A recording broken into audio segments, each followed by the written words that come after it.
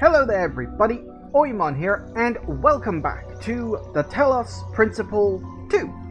So, when we last left off, we were finally off on our great voyage exploring the strange, mysterious island, and turns out it's full of puzzles.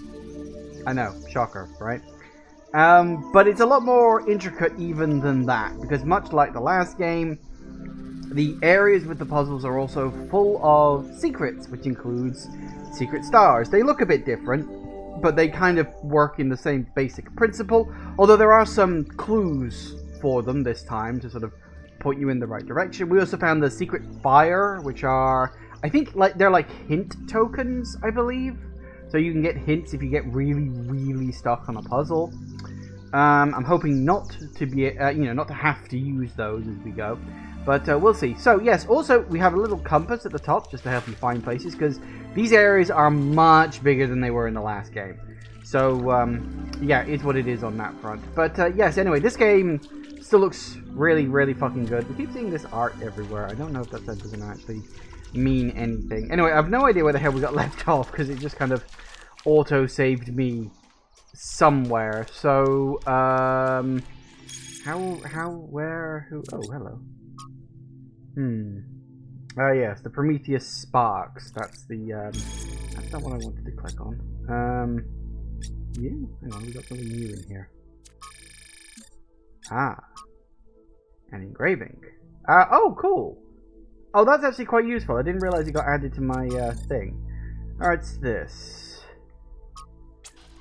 Oh, hello. I've relayed your responses to my friends, and they have reached certain conclusions regarding your character. Would you like to hear them? Sure. Now, you're new, so let me fill you in. Your arrival marks the moment New Jerusalem's maturity, and there are differences of opinion about what it ought to become. Naturally, there are people working quietly behind the scenes in an advisory capacity, trying to guide our people to prosperity, people who know things which would only scare or confuse the average citizen. I have 5 such friends who expressed to me their interest in getting to know you. Who are these people? I can't yet tell you their names, but I can tell you a little about them. The first is an engineer by trade, tends to see the world as a puzzle to be solved. Second is a scholar of some repute, thinks the big questions have answers in our code. The third is, well, it's hard to pin down. A practitioner, let's say, of the esoteric arts. The fourth is a member of the political establishment, and the fifth, well, the less I say about the fifth, the better for everyone. Is there someone you think would make a good match? I'd rather hear which one's most interested in me. Your answer to my questions and our observations of your behavior elsewhere has given us a massive amount of data. It's clear there's only one person I should put you in touch with. You showed a commitment to scientific progress in the pursuit of truth. Your support would mean a great deal to my friend from engineering. She's no kind of expert on the human condition, but she's dedicated to analyzing how the world works. Oh, so we're getting paired with different characters. Okay, yeah, sure. I mean, I'll do what you say, because I think that's half the fun of the game. Excellent. Alright, so it'll be interesting to see where that kind of goes as we move forward. Anyway, I want to keep wandering around, because we've got a few question marks I kind of skipped before, because I was sort of out of time. I didn't have the chance to do anything, but there's definitely... Yeah, because I walked past this before, I remember that, and I kind of didn't have the chance to really look at it properly, so, It's gonna kill my throat, I know it. Okay, the object of the whole evolutionary process is to realize God. Is to stay, instead of the old notion that creation began with a God, a personal being who, being perfect, created something lower than himself. The aim of the new theology is to turn that process the other way, and conceive of the force behind the universe as working up through imperfections and mistakes to a perfect, organized being, having the power to fulfill its highest purposes. In a sense, there is no God as yet achieved, but there is a force at work making God, struggling through us to become an actual organized existence, enjoying what to many of us is the greatest conceivable ecstasy, the ecstasy of a brain, an intelligence, actually conscious of the whole, and with executive force capable of guiding it to a perfect, benevolent, and harmonious end. That is what we are working towards. That sounds a bit like the whole egg philosophy, if you've ever heard that one, about how the idea that the universe is an egg, and we're just like a being growing inside it, and we grow and learn through every human being that is born. The issue I have, like, I like that as a concept. I think that's fun. And the idea that part of the human experience is to slowly evolve and become as one with God or godlike entities. Like, I think that's a fun idea. It's a fun concept. My issue with it is an extremely human-centric view of the universe. As if the entire universe exists exclusively for us. It's like, in this egg scenario, what about all the other alien races? Assuming there are other alien races, right? Assuming that's a thing, and assuming aliens exist and all over the universe, if that egg, in that egg philosophy, only exists to birth this pure human creature, what about all the other alien races?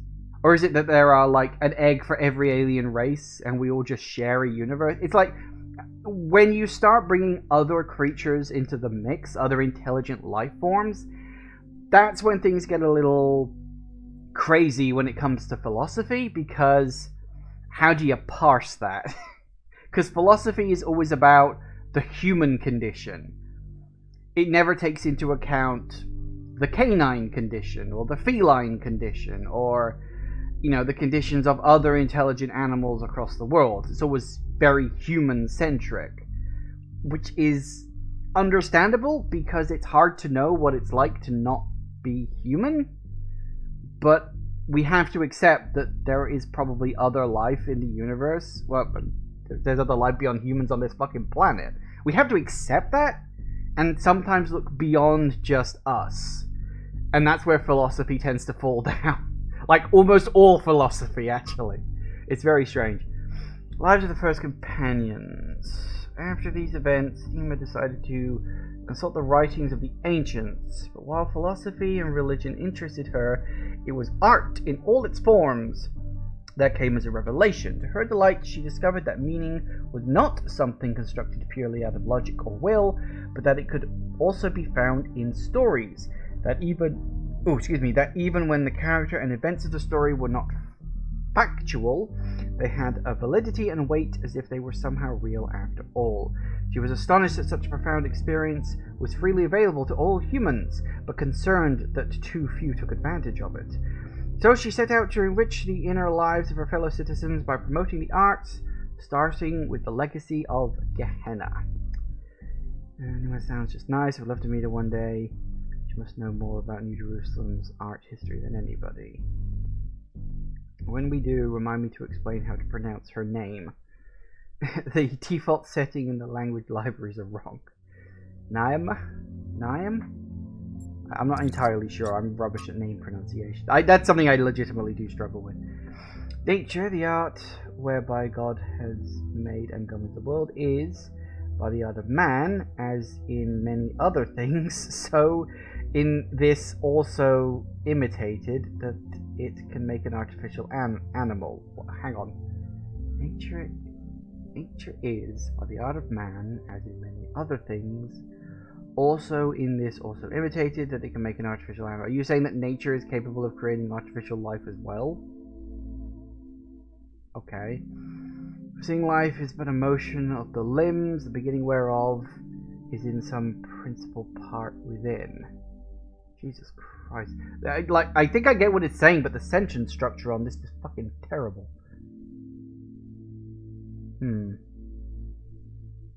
Okay, you know what? I'm not even gonna bother reading all of that because I'm doing my fucking nothing. Okay, good. Okay, so we've got 5 over there. The question mark over the top.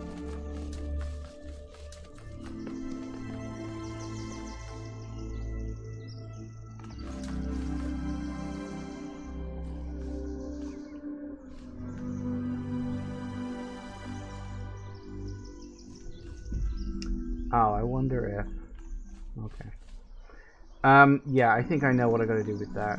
That is... I need to connect that green, presumably up with something in there, but I think I'm gonna need to reconnect the other puzzles. I can't remember which one it was. I think it was puzzle 3 that I started with. Okay, what's this question mark? Something... Oh, hang on, that will be a cave somewhere.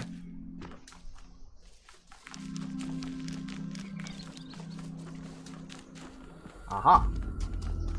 Did I find one of these and not go in it before? I probably didn't because I knew I was running out of time at the end of the last one.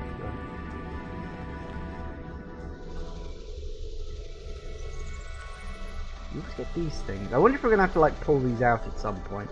They seem a little specific, don't they? Looks like you found another lab. Yeah, I've been thinking about it. I'm sure I know that guy's voice from somewhere. Wow, that's a lot bigger than I expected. What were they doing here? And who are they?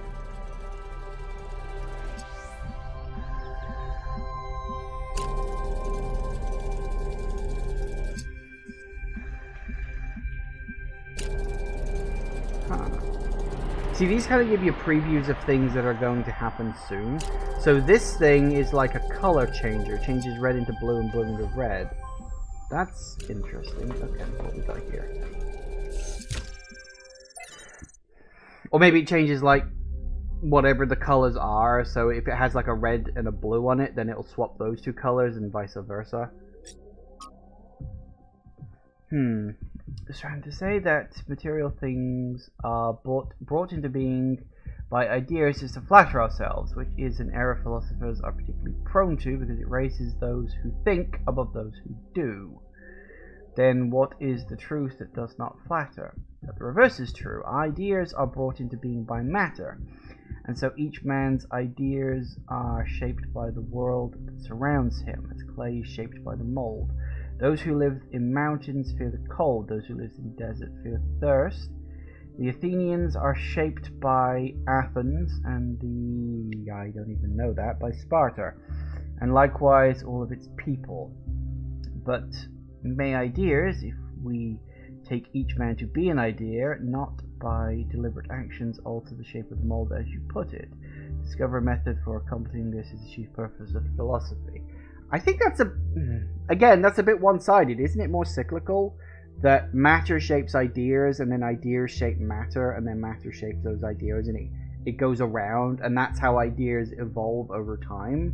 Because you'll hear an idea, and then that'll sit in your brain for a bit, and then that idea might inspire your brain, the matter, to do something else, which can create another idea that can go on to inspire someone else, and it goes on down the chain.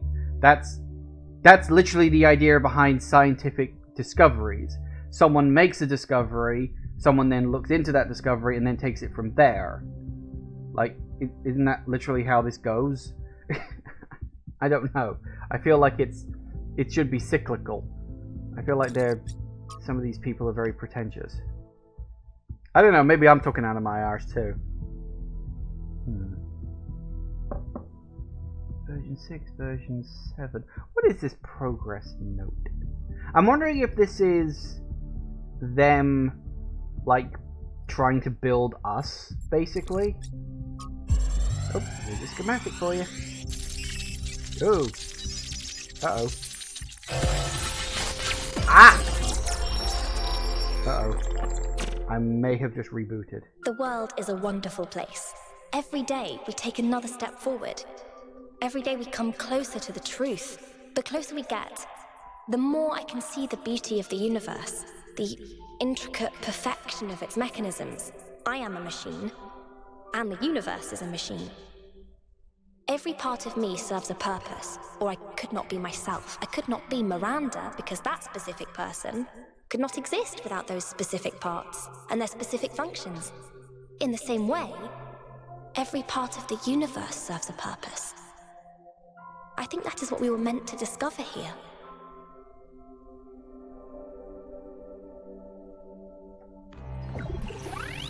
Uh-oh. Who the hell is Miranda?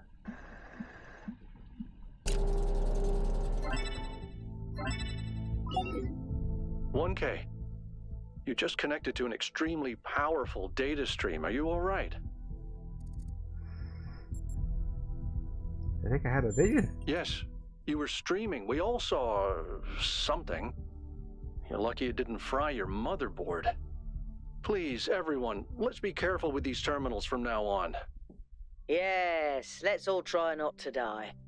More importantly, who the hell is Miranda? There's no one by that name in New Jerusalem. I just searched the database. Huh. Maybe it's a nickname. Maybe one of the people who built this place. Nickname? I don't recognize the voice either. Maybe we need to consider the possibility that it's someone new. Someone we've never met before. But where did they come from? And how many people does it take to build something this huge? Like I said, we need to find out more. Well, you'll be happy to hear that I'm about to fix another part of the transport system. Thanks for the files, 1K. I hope they didn't fry your brain. I don't think so, but that was certainly a thing. I suppose that'll teach me for randomly poking things. Let's poke some more stuff. Hey, thanks for the resub, Jagoth. Always appreciate that. Sir Edwald identified the Tetramino with, oh for goodness sake, a Greek word for God, because to him the mathematical properties of them reflected God's ability to reshape the world without breaking its laws. Elohim, in his desire to impose meaning on the simulation, took Edward's heretical ideas and integrated them as the sigils of his name. Despite all these layers of obfuscation, there is some kind of truth hidden in all of this. The world really is, in a sense, made up of minute parts that can be combined and recombined without breaking the underlying laws. Everything that exists is made of the same fundamental materials, and those materials are brought into existence by the same fundamental functions of reality. And yet, the miracle of existence is that we are not all one, but are, in fact, radically different and separate. Yeah, okay. How's my day? Fine so far, thanks. It's actually gone quite pleasant weather-wise here, which unfortunately means it's going to be getting colder as the weekend goes on. They're predicting we're finally going to start hitting minus temperatures at night now, so that's fun. Which is, I mean, I'd say it's early, but I mean, we're rapidly approaching December at this point, so it was bound to happen eventually. Although I'm sure you'll come along and say, oh, well, we've been at minus 50 degrees for the last 6 months because we're Canada and all that stuff. For the book of reminiscence and regret. In the early days of our people, a great deal of responsibility fell on my shoulders. There were a few of us then, and though we are stronger and hardier than any human, we are not invincible. The world was an overgrown ruin and our resources extremely limited. It was a harsh time, but I felt passionate about the work, fired up by the many sacrifices that had brought us here. From the Ian team to the people of Gehenna, whose code is a part of my personality. Bit by bit, New Jerusalem grew. We had to adapt to some of the plans Drennan's team had left behind. I don't think she had expected the simulation to take as long as it did, but it was all working. That's when I made a terrible mistake. Thinking it was a way to safeguard against disaster, I proposed the creation of a second settlement, New Alexandria. As the location was far from the dam that powers New Jerusalem, I attempted to build a thermal power station that would take advantage of a local gas reservoir. However, I foolishly used geological data from the archive, failing to account for the amount of time that had elapsed. 5 years later, this area led to an accident that leveled the settlement and killed 31 of my fellow citizens. Of all my many regrets, this is the greatest. He never forgave himself for this mistake. He drifted away, isolated himself from everyone in New Jerusalem. But was it really his fault? Yes, he made a mistake, but why was the entire weight of the New Alexandria colony placed on his shoulders? A simple process of review and discussion could have prevented the entire disaster. Doesn't that mean New Jerusalem as a whole is at fault? He did his best, I feel sorry for him, but the dead remain dead. That has to be faced. Yeah, I mean, people make mistakes, and unfortunately sometimes those mistakes lead to death. The question is, was the mistake avoidable, or was it an oversight? I mean, if the entire thing of New Jerusalem was put on that one person's shoulders, if that one person makes a mistake, yeah, there's no safety net there. That's why you often have more than one person working on a project. Is any -3 today? Is that Celsius or Fahrenheit? I'm assuming that's Celsius, because if that were Fahrenheit, then that'd be fucking freezing. Because wouldn't like -3 in Fahrenheit be like, God, I don't know,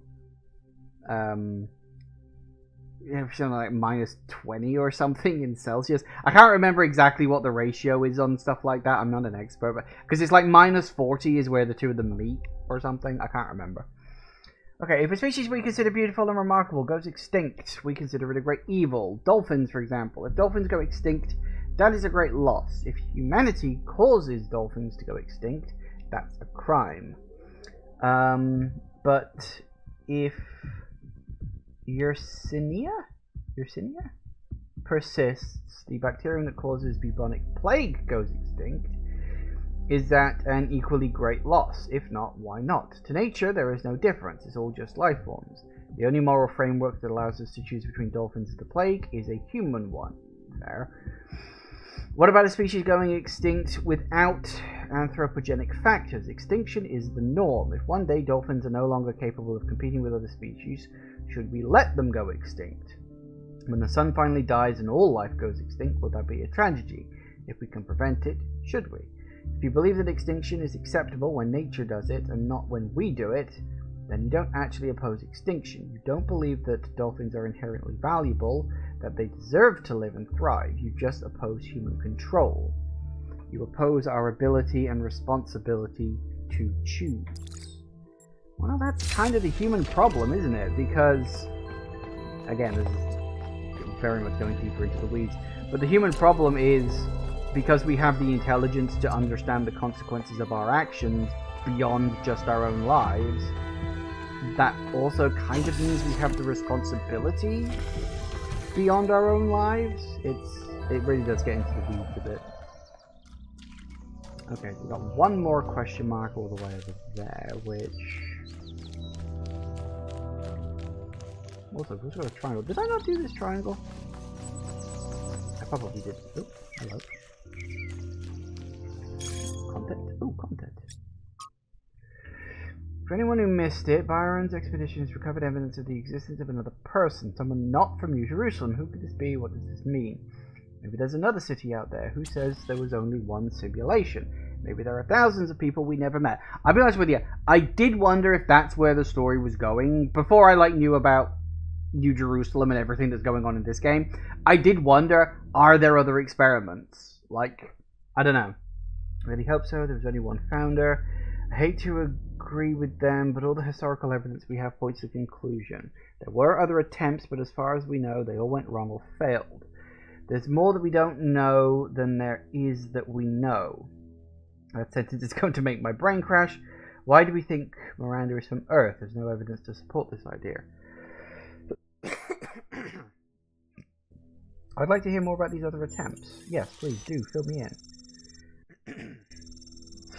Some people afflicted with the Institute for Applied Pneumatics, affiliated even with Ian, tried to set up a secondary site at another dam, but after about a century the dam collapsed and took whatever was happening inside that system with it. There was also a similar attempt by another organization, but without the test of free will that Alexander Drennan devised. According to Listria, it never produced a viable mind before it ran out of power. Could there be others out there? Theoretically, yes, but even our dam would have collapsed without extensive repairs, and even the nuclear power plant would have run out of fuel by now. Yeah, because it was like 500 years, or something like that. It took longer than expected because Elohim interfered with the system. That was literally like one of the plot points of the last game's story. Woo! Keeping connections. Okay, what have we got? We got a red. What's the conclusion we're looking for? Around the corner. Oh, bloody hell. It's a red. It's right around the corner.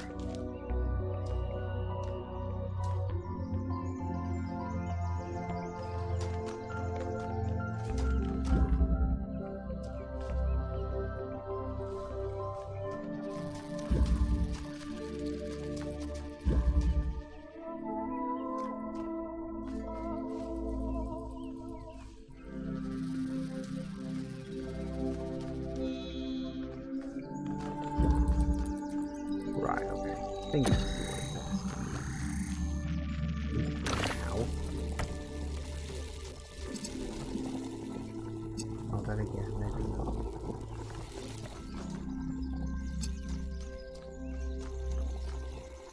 It's just like, well, how do we get into here? Because we can't. The only way to get into there is to turn that on somehow. No other way there. So my first thought was connect you up. But now we're not good enough with that. And we only have the one of those? We only have one of those. Although, nope, again, that angle is wrong.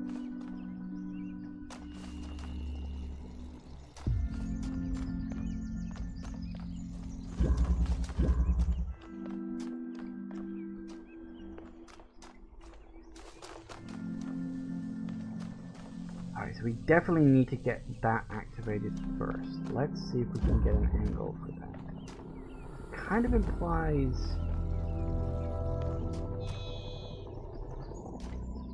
we have to get something into here, though.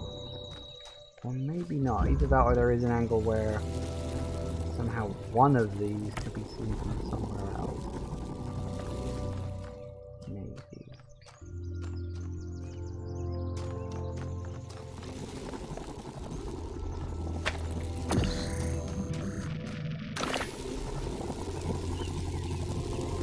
Because you cannot go through these, you're not allowed to, which is kind of annoying, but whatever.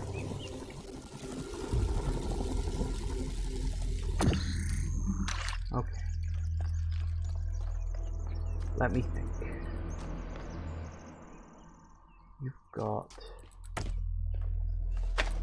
only one. How the fudge do we connect you two up? Because I can't see anything else that I need to connect. There really aren't any more. No. Sometimes they do that. I remember that was a thing in the old game. They used to like to hide some of your items in little corners and stuff. But no. Okay, so we need to. Yeah, we definitely need to find a way to get to this. That's the key. Can't even get in there without.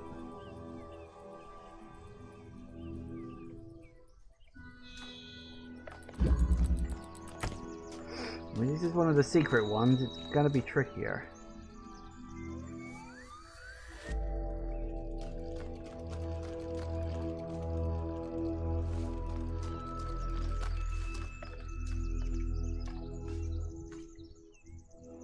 Technically, we can reach that angle from there,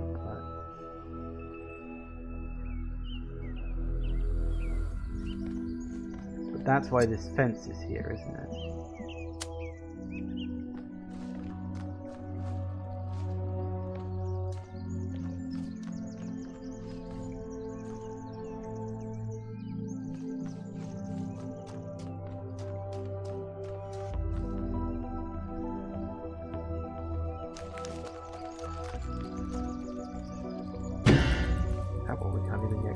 To it all. Okay, I'm missing something on this, and I'm not sure what, so hang on, let me think.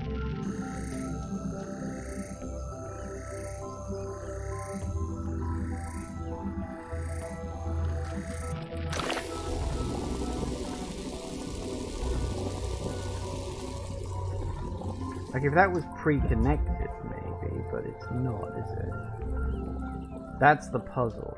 That's the tricky part.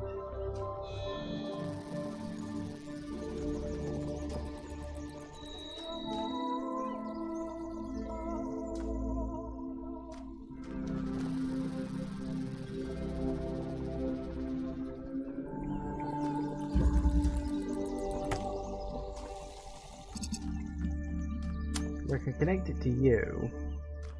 Like, that's not a problem. But then how do I connect it to you without breaking the connection?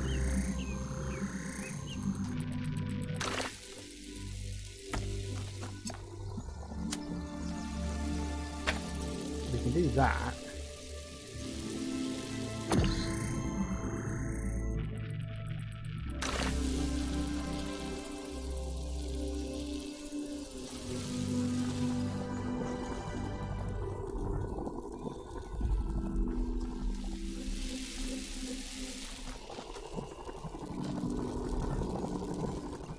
Wait a minute, is it? Oh, it can't be that simple.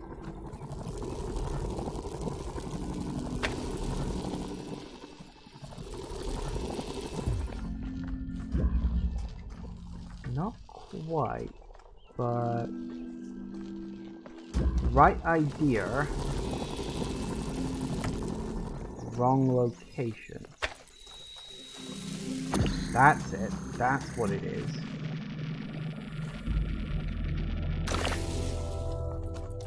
Because you can keep the connections in this game, which is not something you can do in the other one. There it is. That's it. That's it. That's it. Hey, I'm glad I worked that one out. Okay. So.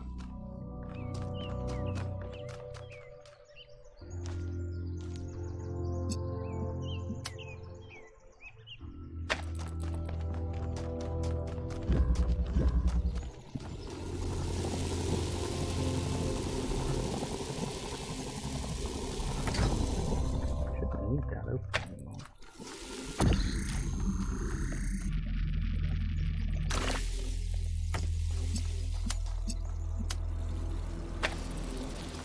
There it is. There it is.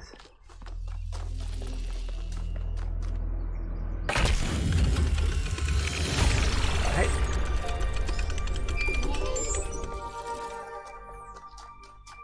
I've managed to extract an audio file from 1K's data stream incident. It's hard to be sure because it's just a fragment, but I think it's some kind of log or diary. We finished a new lab today. Some processes are still harder than others, but energy output was up 2,000%. It's incredible how each leap forward enables another. The next iteration of the machine will... So as we suspected, someone was experimenting here. But experimenting on what? What was this machine they were building? Maybe it's whatever powers the megastructure.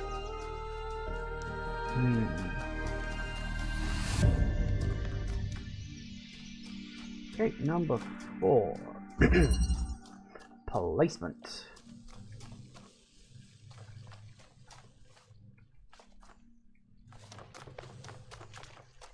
We got that, we got a box, we got a fan, a hole driller,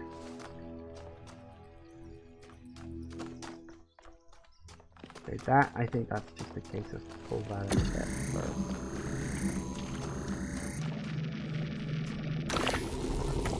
Yoink. Okay, that's good. So are we... Ah, hello.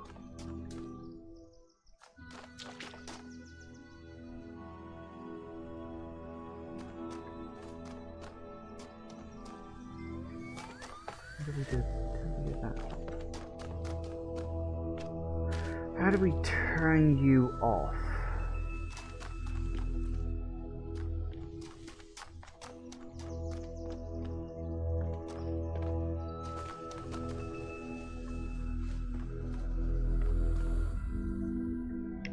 I think I know what I gotta do. Potentially. But how do I get into that? Oh, hang on. Maybe... Ah, maybe I am.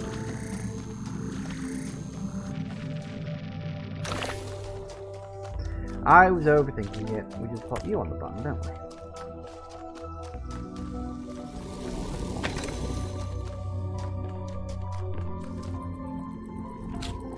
Have you drop you there? You there? Off you.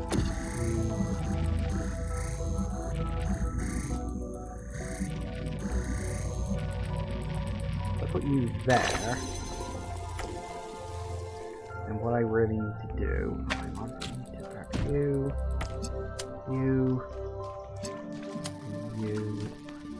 that. Yeah, okay, that's good. Now, I just rather surreptitiously. No, we can't count hits.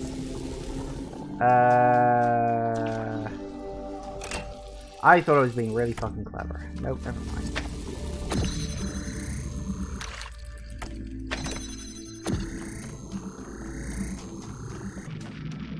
I was being overly clever, that was the problem.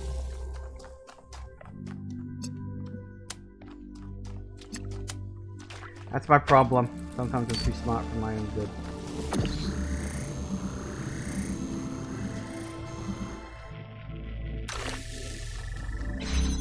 Well, hey. Boom.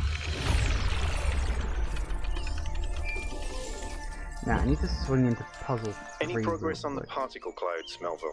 It's pretty clear they're integral to how all of this functions. I've gathered a lot of data, but I still have a lot of numbers to crunch before I can give you an answer. And I can't guarantee that my answer will be another question.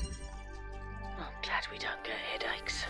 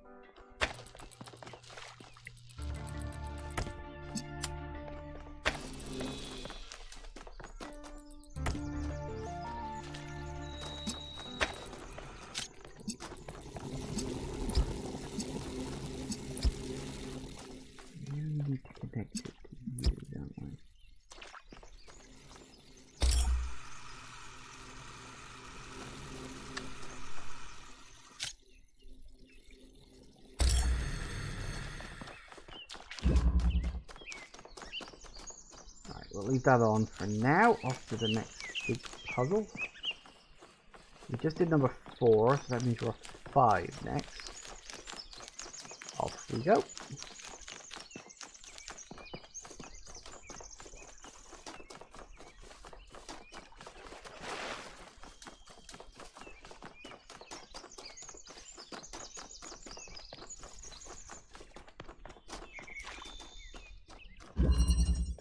Duet.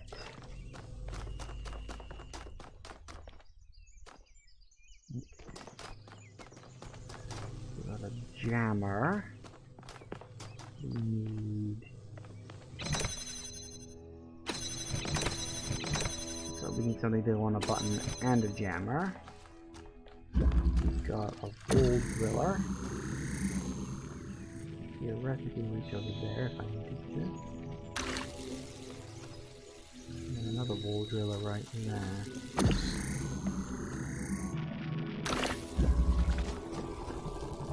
No, I can't get to that.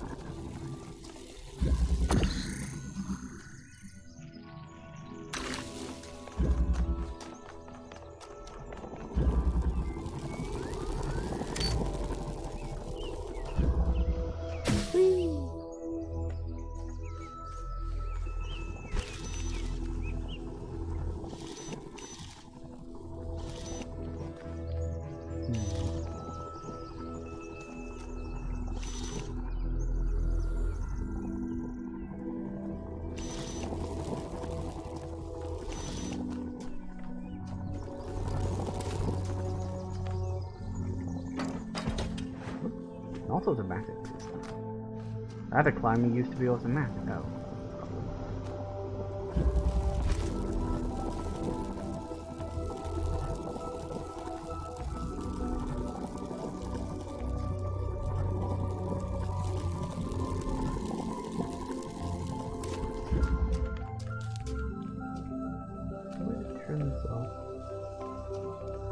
Because obviously we need to like get it out of that area.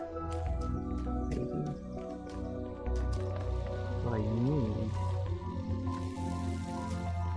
What I need to do is I need to turn that fence off. So I can get in and grab you.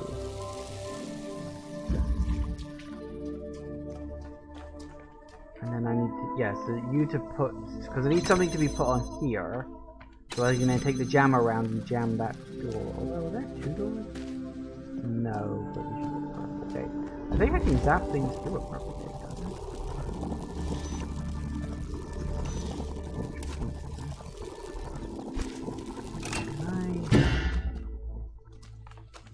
Nope, that one's wrong.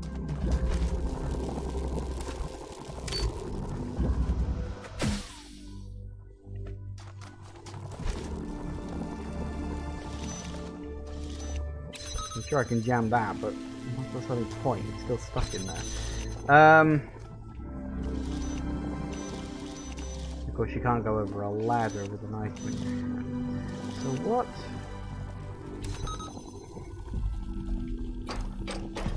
There I can use? Perhaps. Or perhaps not.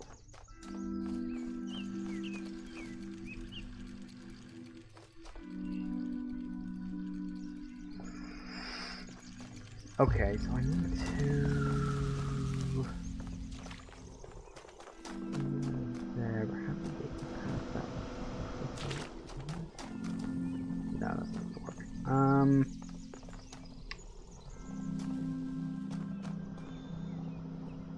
And then again... Maybe I can...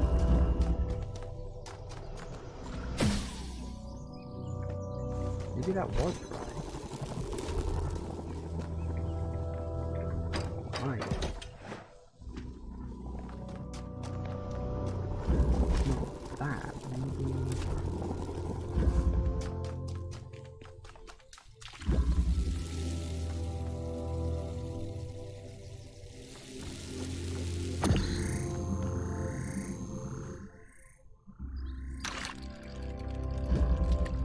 That bloody fence is still in the way.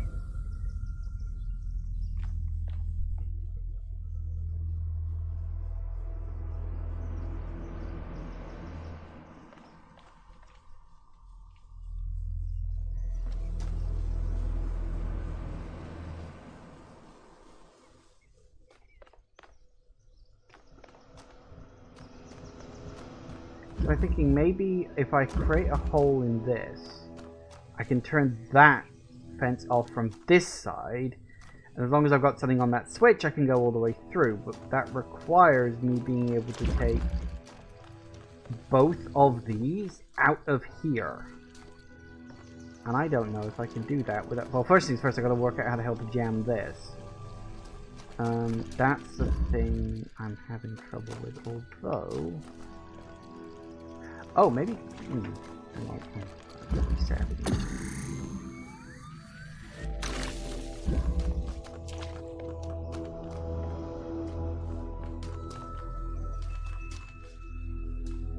No, again, it's like I can't see the... Although, actually, maybe that's what I'll grab you. Grab you. No, we can't do that either. Can we do that?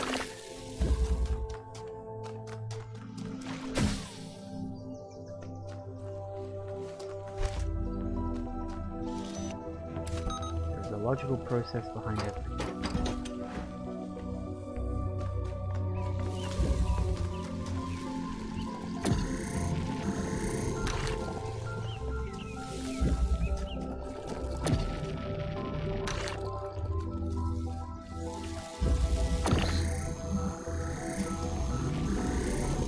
Perfect. Okay, that's both of those. Free and clear. Lovely. Got one on you. Like one over here somewhere. I think that map. No, actually, we do need. We can. Doesn't really matter where, but we need to move you into place. Move you down there. There we go. Now we got it.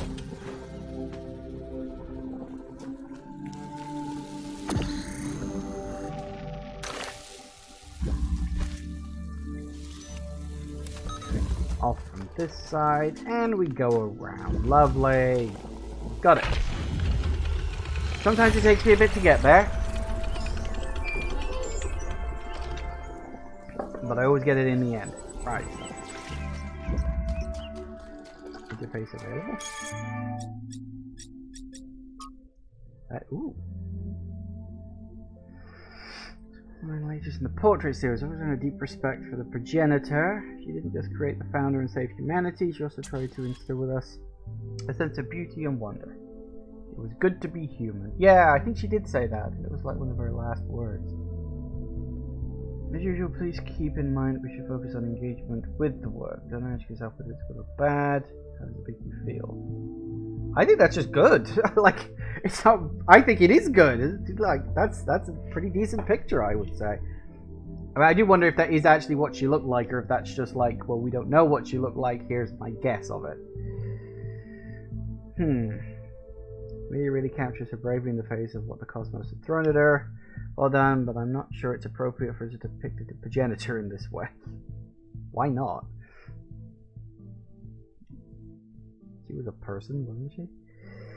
Okay, it's important to remember she was a real person. Your painting evokes belief in her belief in a bright future. Yes, it's important to remember she was a real person.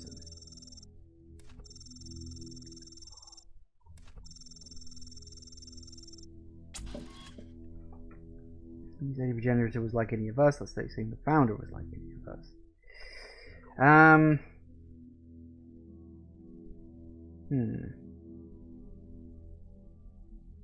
I mean, the new humans and the old humans, they're similar and yet they're different. Like, personality-wise, they do seem very human. But it is worth pointing out they are artificially created. You know, it wasn't created over billions of years of trial and error evolution. It was created over a few hundred years of trial and error gameplay. Is that really so different, actually, thinking about it? Is that different?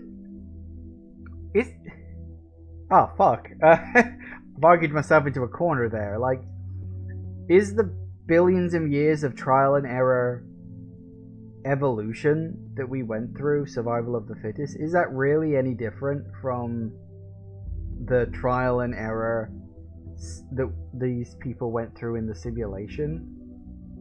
Just because one was manufactured and the other just happened to come about naturally? Is that really any different? Fuck. I don't know. I don't have an answer for you on that one. I don't think that one has an answer.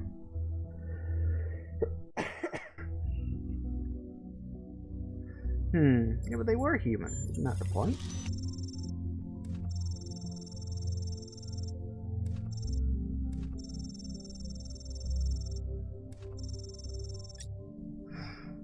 That the progenitor and the founder weren't some class of being, they were made of the same stuff we are. Here lived a race of giants. Yeah, she said that in the last game too. Okay, lovely. Number 6. What you got for this number 6?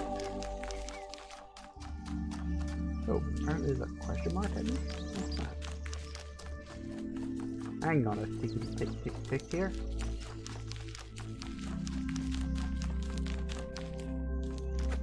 Ooh.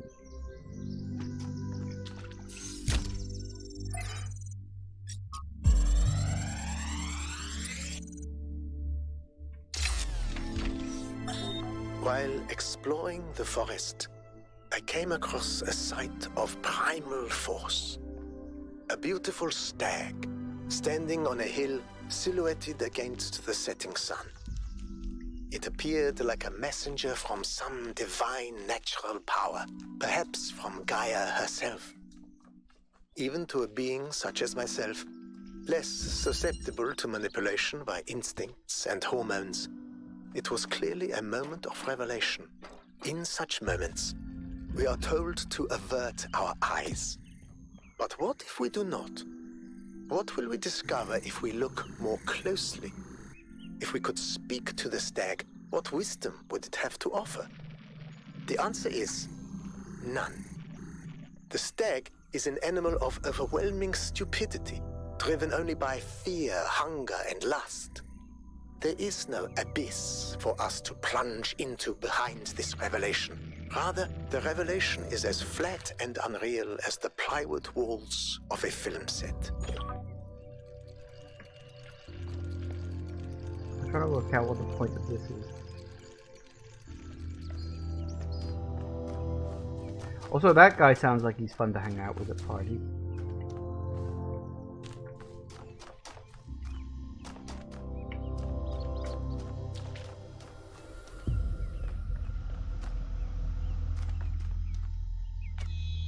Something up there too.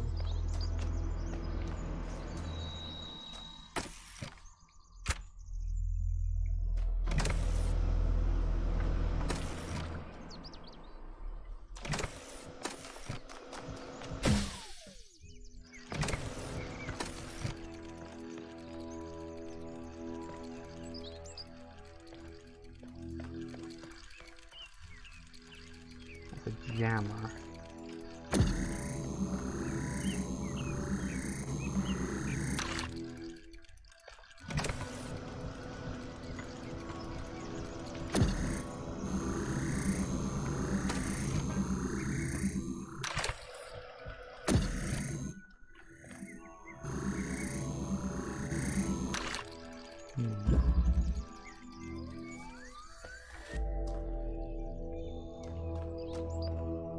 What I need to do is to have the fan on and have the jammer jamming that thing. So I need... Can you create a hole through another hole? Can we get holeception up in this?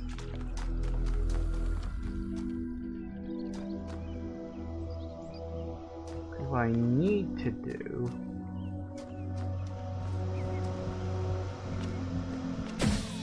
I need to get you out of here. For that I need some sort of item or something. Oh, but actually maybe I don't. Ah! Come on. That did not work the way I hoped. Okay, never mind. Come on, you can do better than that. Come on. Come on! Damn it. If I could put you there, that, I'm assuming, yeah, punches straight across to this.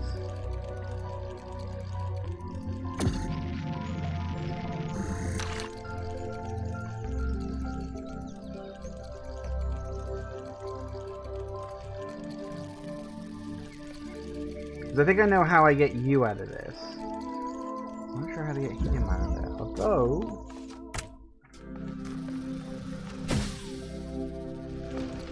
I like the thing.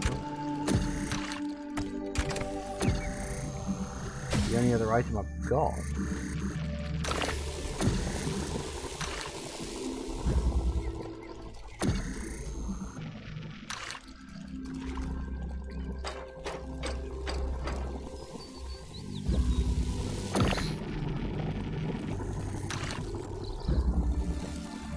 Okay, nice.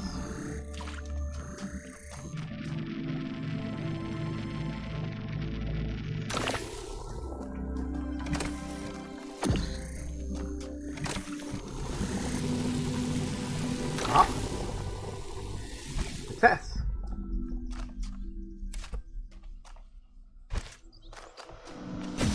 Woo.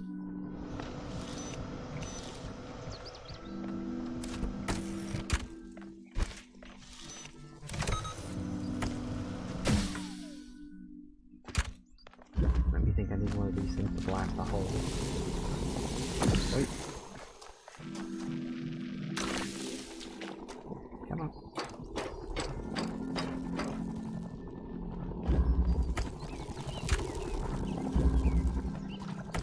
I'm glad that you can do that.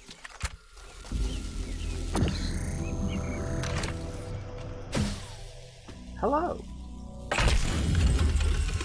Tower, but we're not done yet. I like how it gives you 10 puzzles, but you only have to complete 8 of them. So if you get stuck on one of the major ones, you can always do one of the secondary ones if you really want to. Although the secondary ones are harder, so, you know. Continue to say? I guess not.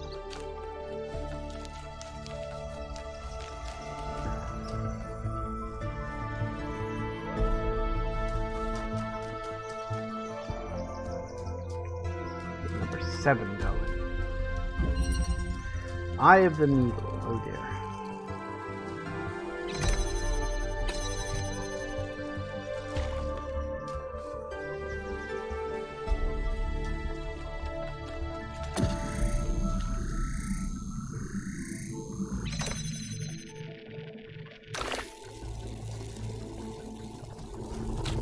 Technicality spot.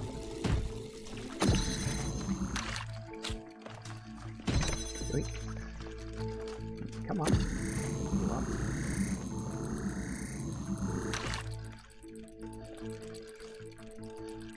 So you are locked in there.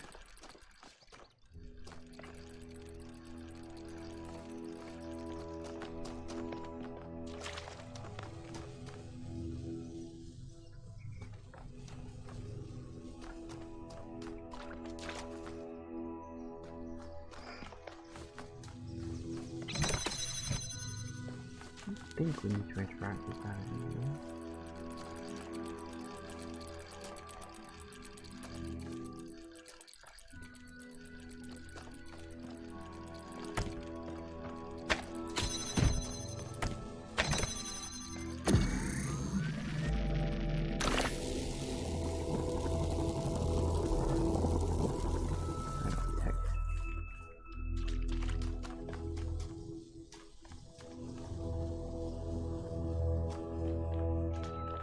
Ah, there you are.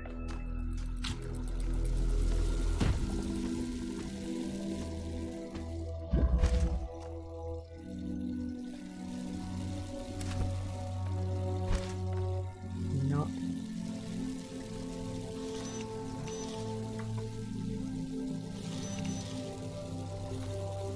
You're not jammed to that? Is it too far away? I kind of figured that's what I'd have to do. We can jump that one.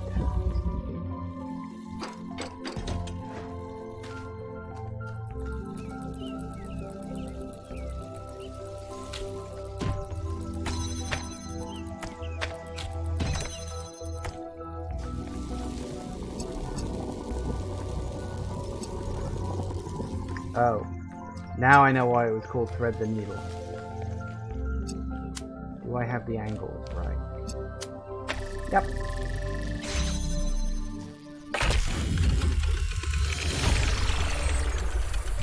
Good. Let's get some measurements from this particle cloud.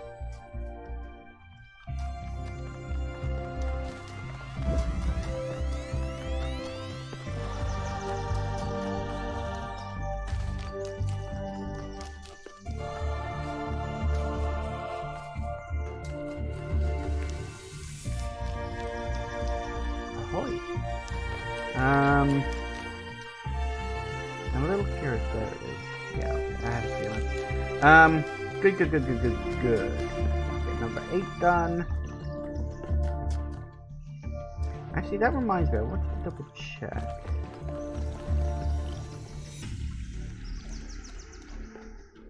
I need to find one of those signage things.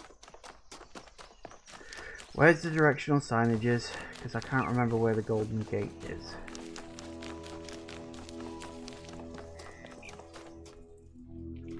This way?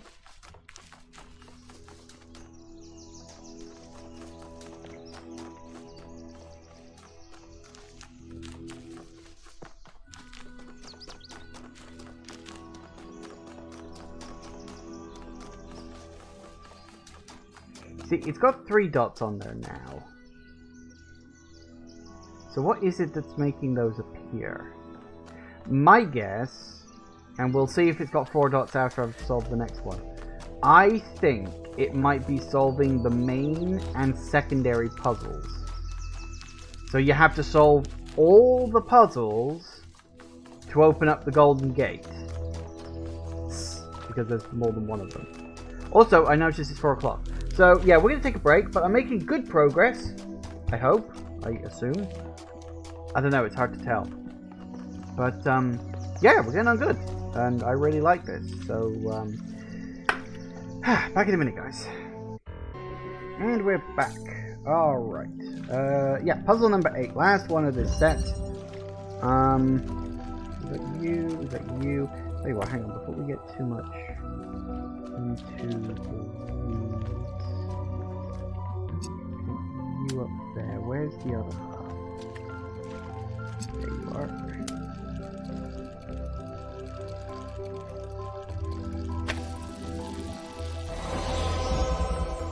Just while I'm thinking about it. Because I could do it easily. Well, hey.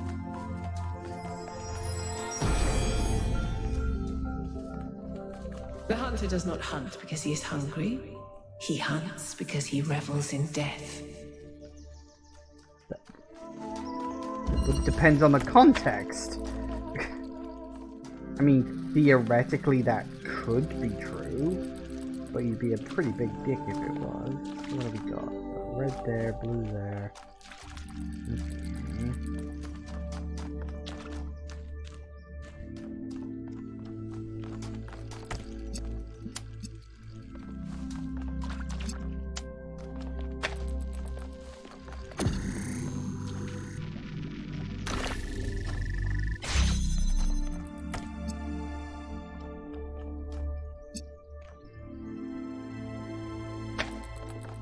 What you doing out there? Oi. No, nothing? Okay, seesaw. Ah, I think I see what this one wants me to do. Hold up. Can I?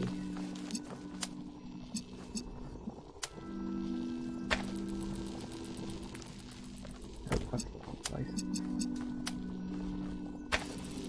Okay, so I can do that. That's nice.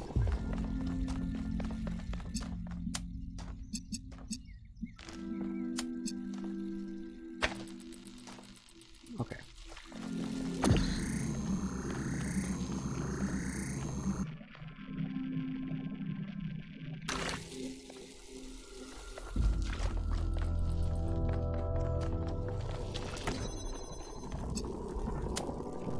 What I need to do is be able to turn them.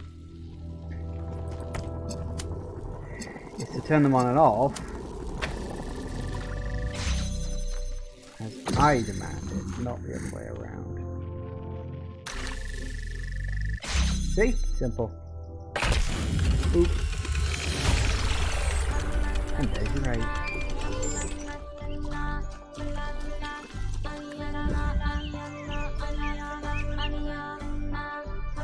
Woo!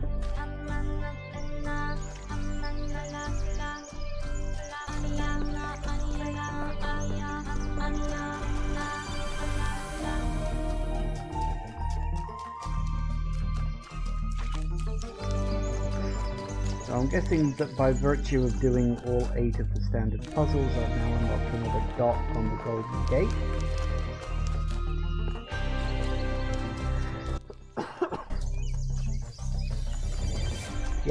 Yep, there it is.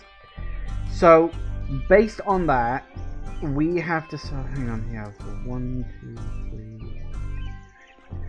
Yes, we have to solve all regular and extra puzzles in every area before the Golden Gates will unlock, which implies they're post-game in like a roundabout kind of way. Interesting. Well, let's build brick. Hello, you seem to specifically want to say something. We did. Oh, okay, yep, we're doing this. Hey, 1K.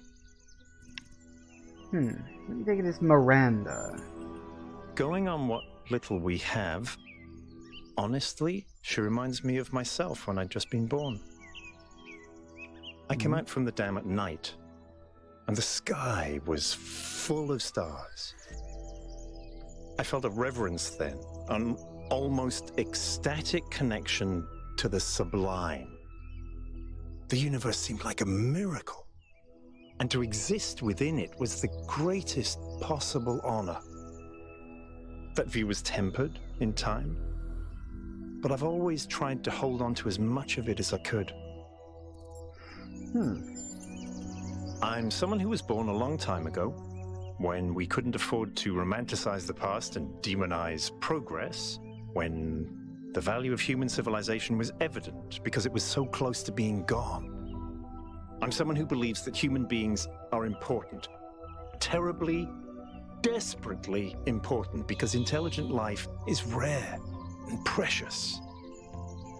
I suppose you could say I'm old-fashioned. Well, thank you very much. All right. Let's get... Oh my god.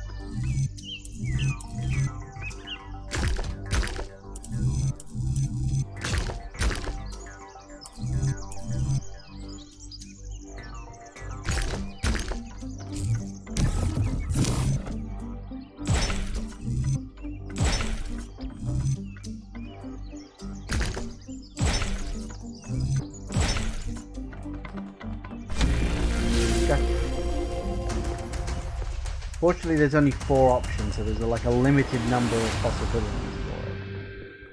Fortunately. Alright, up the elevator we go.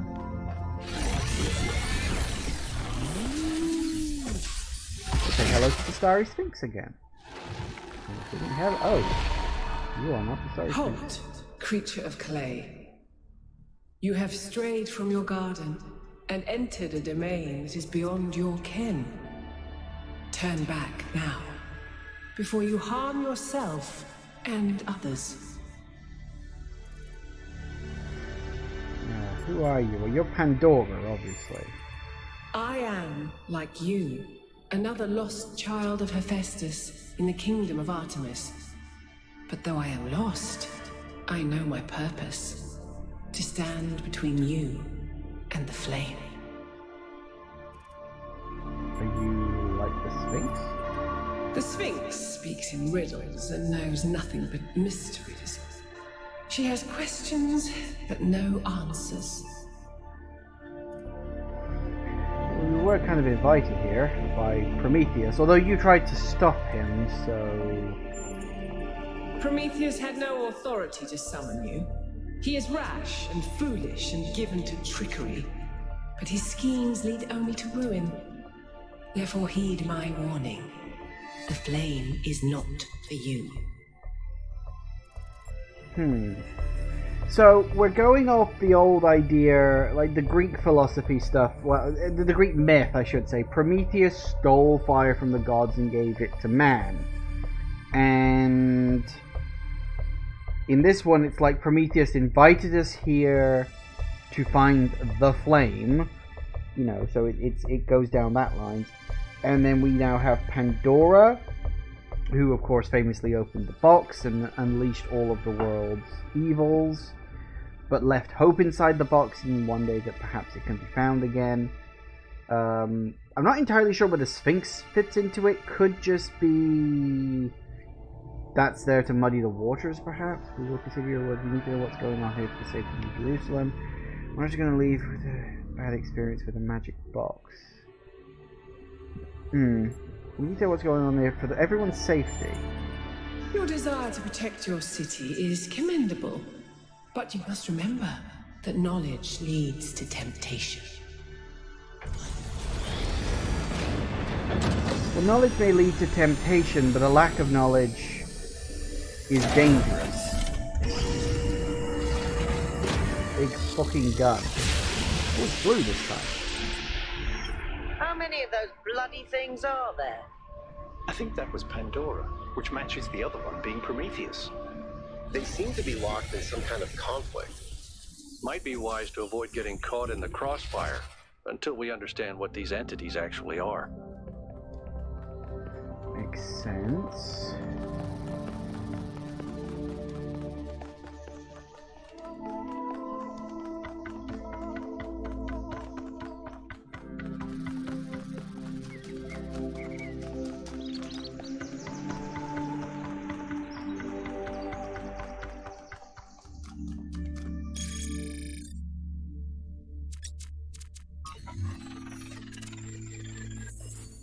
And now we have area number 3.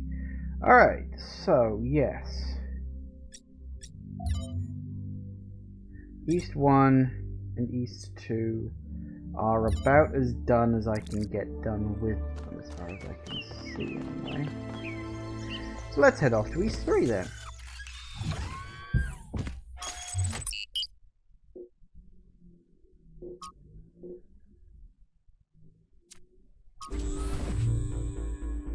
One K brought up an interesting question earlier. Where did all the tech in the labs come from? So, I had a look at the serial numbers.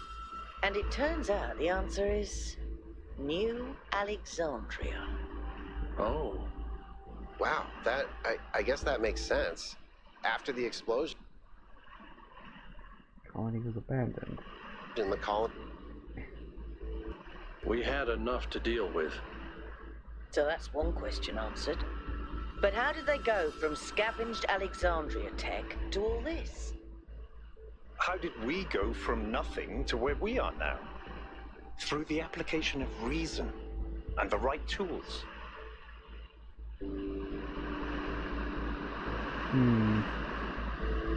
Isn't the Sphinx Egyptian? What the fuck? Fucking giant sea urchin? What the fuck is that? Ooh, hello. Yeah, I think the Sphinx is Egyptian. I can't remember. I'd have to look it up. I can't remember if the Sphinx is also part of Greek culture as well. Look at the size of that structure. How does the material support so much weight? Is it the same stuff as the other buildings? Yeah. I know it looks like some type of concrete, but the molecular structure is completely different. Whatever it is, it's a lot stronger and less brittle. Are the labs made out of the same material? No, that's just ordinary concrete. Although, it does have some molecular weirdness going on too. Too little variation in the grain. Damn. Well then.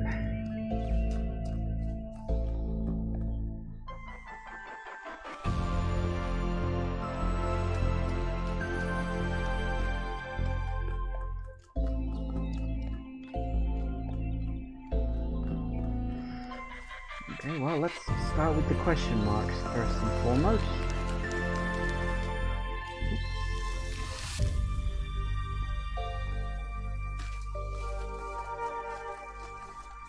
question marks are usually important. They're stories, they're extras, they're something. So you're just an extra puzzle. The extra puzzles I'll leave for now. God, there's a lot of question marks. I worry I'm going to lose track of some of these because they don't stay on the map forever. What's this one?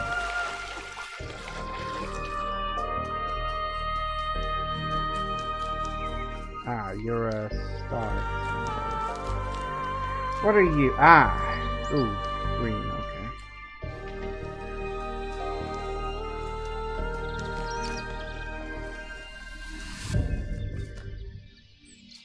So we need to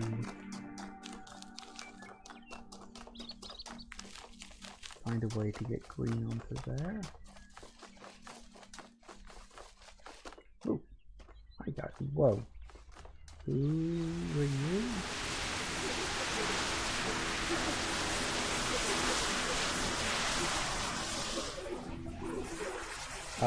You seen this?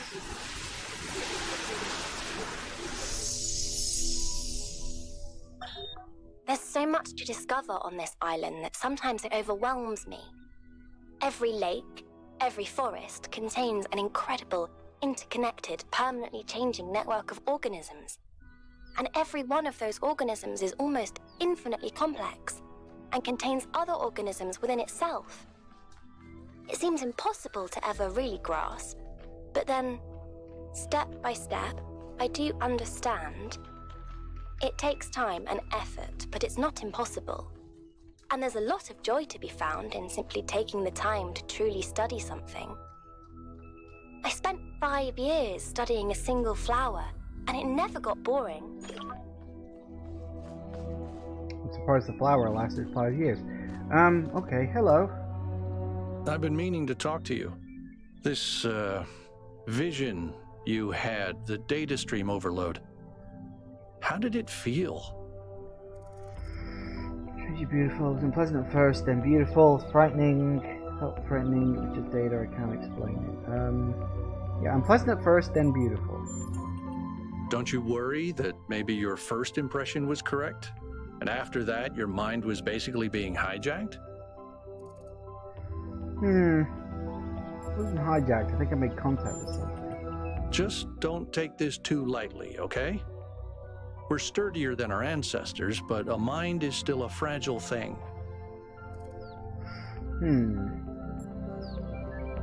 Promise to be careful. Did you actually have something else to say? Everything okay? Oh yeah, what'd you make of Pandora? It's pretty clear to me that she doesn't want us to proceed with what we're doing. I find that deeply concerning. That said, there are clearly other forces at play here as well, so I'm trying my best to remain open to a more positive interpretation. Fair.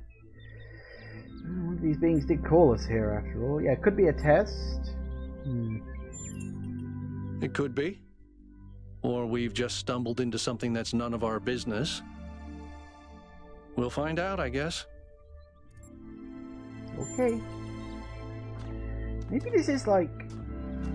I don't know. Maybe this is like supposed to be a test for another group of people. You know, kind of like us, but this is their test.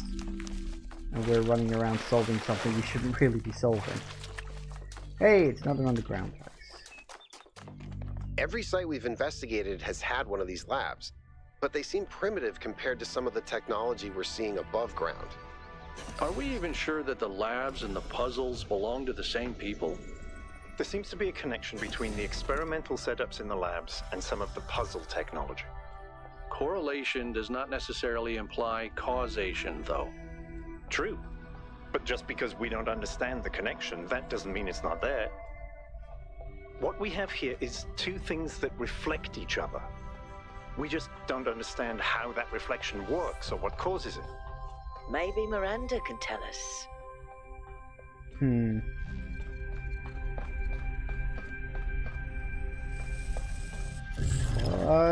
What the hell is that?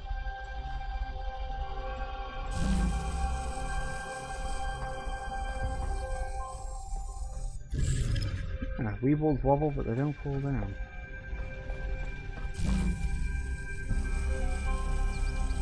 How strange. After a lifetime dedicated to the written word, I'm faced with a task I could never have expected, writing an epitaph not only for myself, but for my species. In the unlikely event Alexander Drennan is successful, and one day someone reads this, what meaningful insight can I share into the strange phenomena that is humanity? I spent days thinking about it, but now I'm running out of time. So I'll set down the one thought that I simply can't shake. It didn't have to be this way. With more time, we could have found a cure. With a few political victories, we could have been prepared. Change any factor, even by a little, and we would have made it. This isn't divine punishment, it's just dumb luck. I'm reaching for something here, but I don't know what it is. Forgiveness, grace, acceptance? No, I hate the idea of accepting this. Hope, maybe. I feel like this story is unfinished. Maybe it should be. No epitaphs for humanity. Okay. Charon. Charon leaned forward and rode. All things were one with his weariness. It was not with him a matter of years or centuries, but of wide floods of time, and an old heaviness and a pain in the arms that had become, for him, part of the scheme that the gods had made and was a piece with eternity.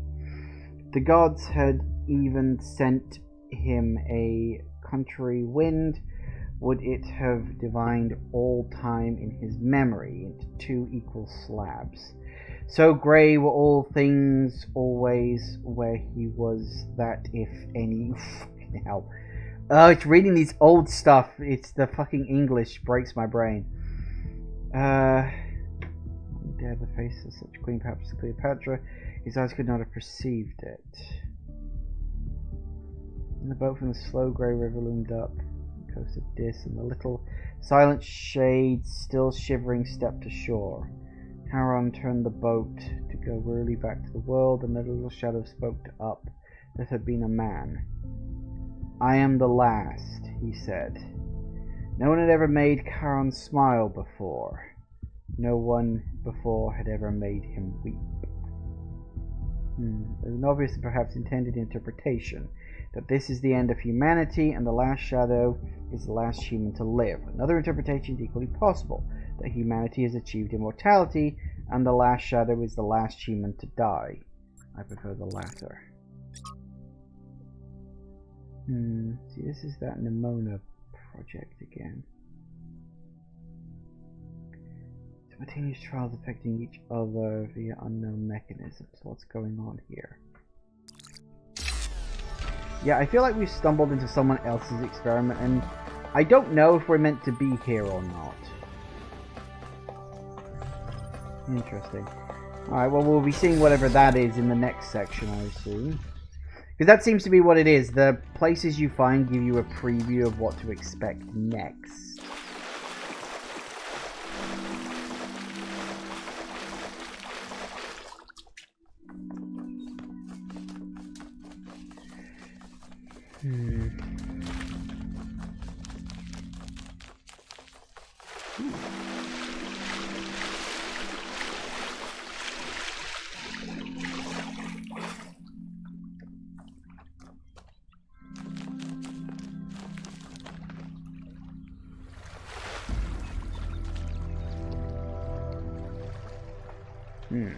Interesting.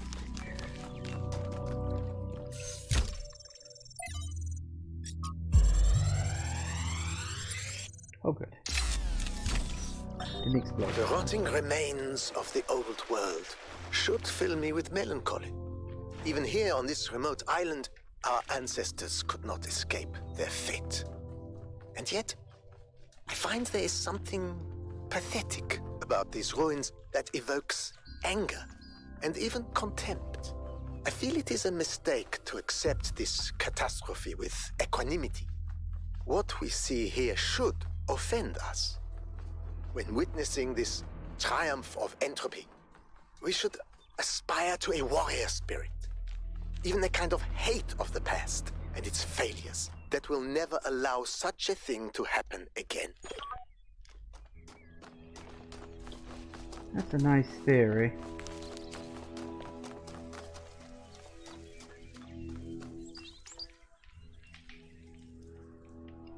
Huh. Okay. The riddle of the Sphinx. So obviously we need to go and find that perspective and then look for the X. It did save it to... Yeah, I was going to say, it saved it here. So we can reference it as and when we need to. So that's good. That's something I discovered about the numbers that we have from the last one. That it saves it in your... your little archive database thing. So that's good. Wouldn't want to have to do that the hard way.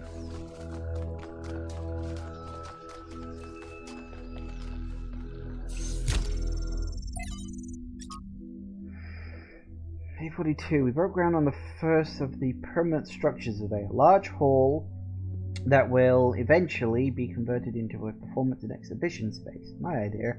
Although for now we'll use it as a workshop. It's strange, this place. There's a lot of open space, and I didn't think that I would find it so unusual. But I suppose we all spent more time at the dam than was originally planned. And now it's difficult to get used to not having that low ceiling over our heads. Probably it's just me. Byron loves being outside and always volunteers for scavenging missions. Lifthra, I have no idea how to pronounce half these names, usually tags along, although he seems more fascinated when observing nature and various wild creatures. At night, I sometimes catch myself standing by the door. Not because I have guard duty, just watching the stars. It's oddly comforting to think that they've always been there. They've watched our ancestors standing where I stand now. I don't know, after 1,000 years, the stars are going to look a little bit different. I mean, if you consider that on average there's supposed to be a supernova in a galaxy roughly every 100 years, although our galaxy hasn't had one for about 300, we're kind of overdue for that. The stars would be different by that point. Like after 1,000 years, the sky would look slightly different. Not a lot, but it would look different. Finished setting up the external site at the lake. The area is so stunning, we forget about the experiment for a while and went for a long walk.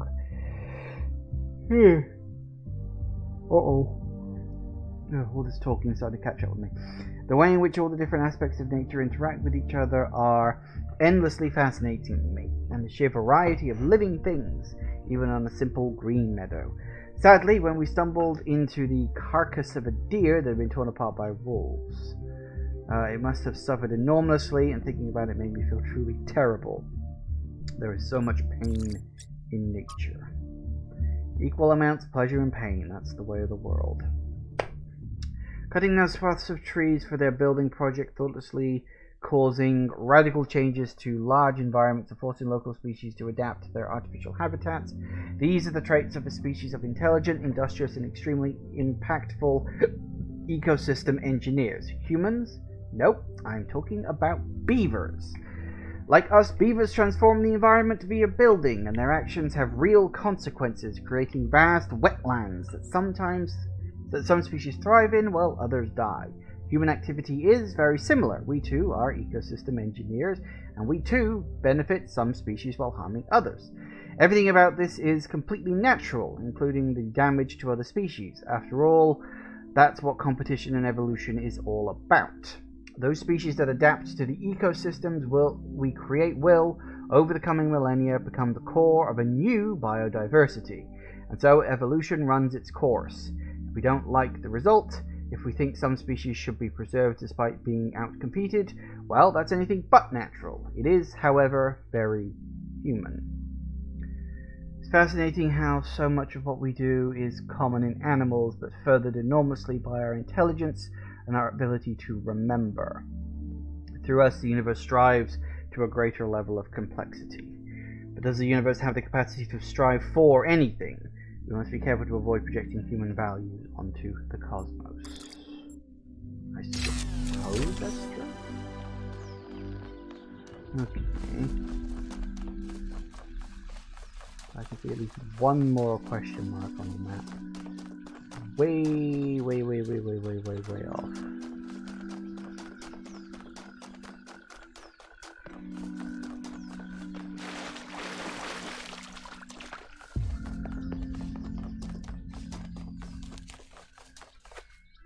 I would say that's the only downside to having these areas be so big. The areas really are big. They're flippin' huge.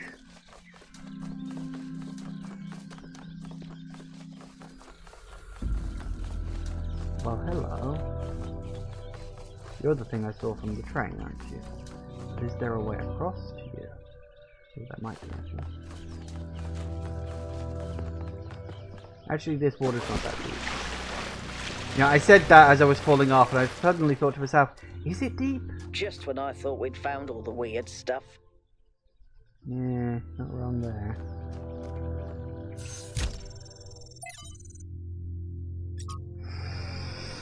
It works! I made a statue. Well, it half worked. The design wasn't balanced, so it fell over and broke. It was very dramatic. But the good news is, it all works in principle. Imagine what we could do simply using stone, part of the environment, something.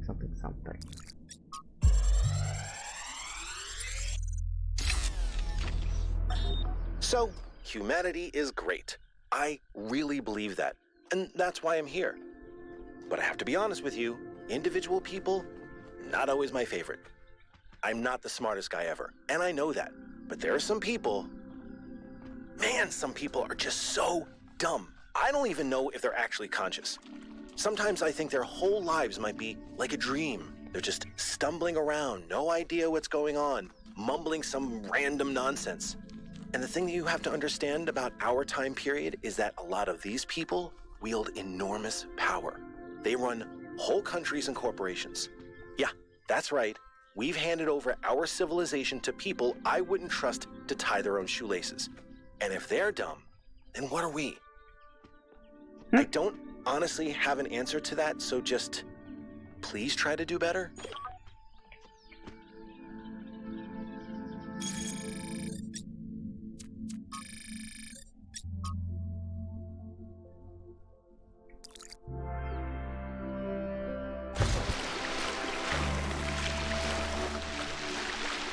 I think I took full damage. Just a little, but I think I took some.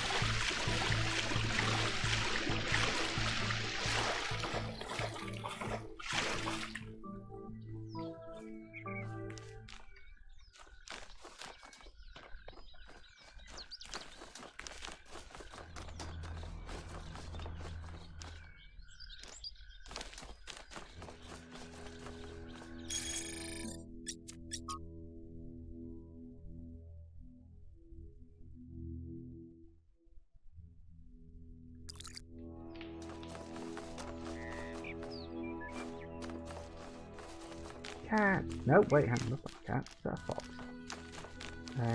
It is a fox. Hello. Can I pet you too? Guess not.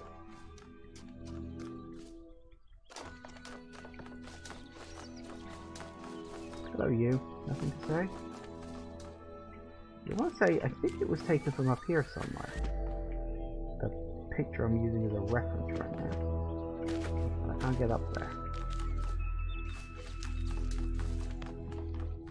It's also hard to tell because the trees keep getting in the way. I don't think the trees were there when this picture was taken. Hang on. because it kind of looks like that. Maybe a little more to the left, and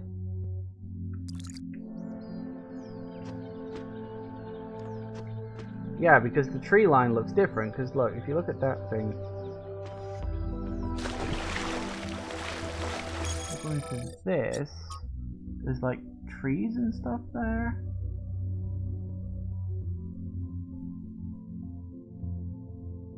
Definitely that one though. Pointing at a dot. It's definitely over there where that thing is.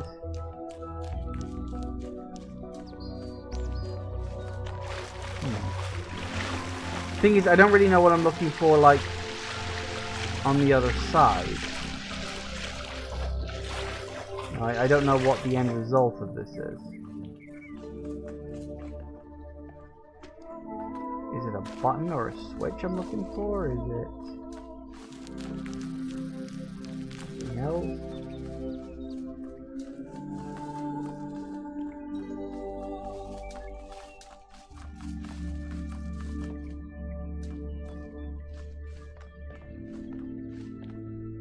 Hello. Aha! Found it. Yeah, so it was there. I was just looking just a little off. But that's good. Okay. You got something to say? Hello. I can't stop thinking about Miranda. A new person not born in New Jerusalem? Can you imagine that? I wonder what it's like to be her. I guess it depends on who created it. Lonely might be a thing, although she did imply that she was walking with someone at one point. She might not be that lonely. That's true. Just look at our team. Imagine getting your worldview from Byron versus, say, Melville. The outcome couldn't be more different. Which brings us back to the question of who built this place. Guess we'll have to wait and see. Let's make it these labs. They're very different from the rest of these structures in that they serve a clear purpose. Everything else is kind of surreal, but the labs are places where people lived and worked. I don't know what that means, but I think it means something.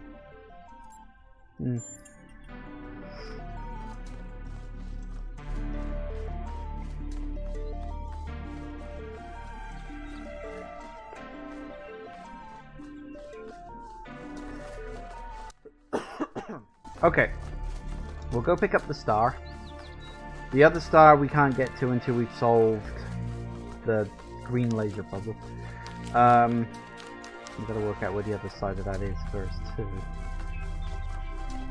Which puzzle that's like near to.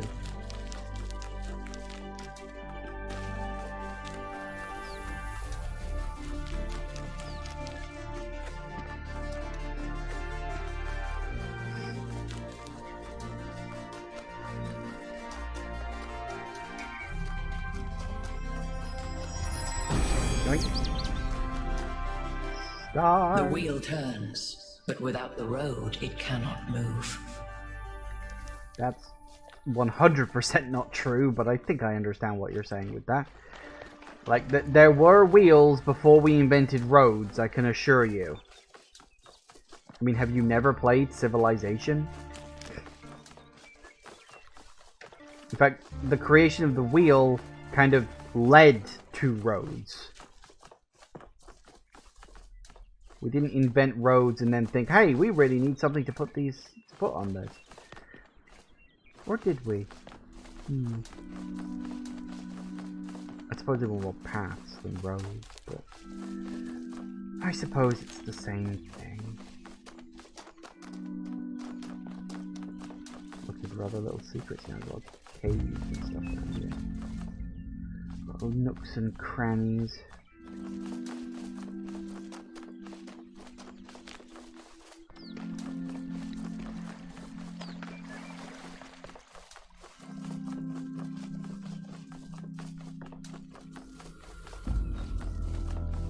Okay, there's a big building over here and it doesn't seem to have anything marked with it. That's suspicious. Does it seem suspicious? It seems suspicious. Ooh. Hi.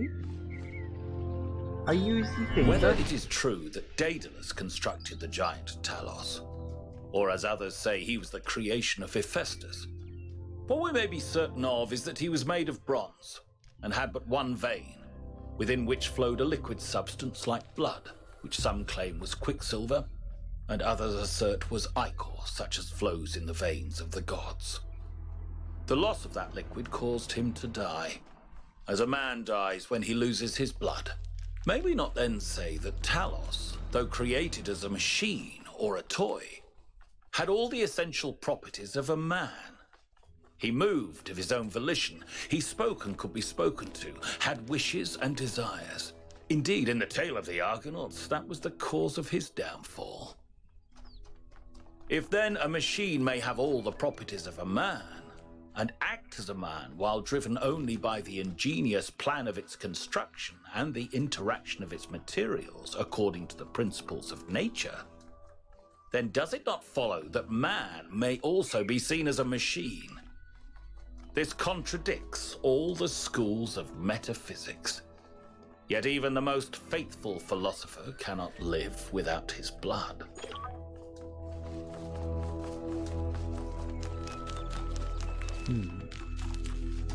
It's very much like that meme you get online these days, you know. My body is a machine that turns blank into blank.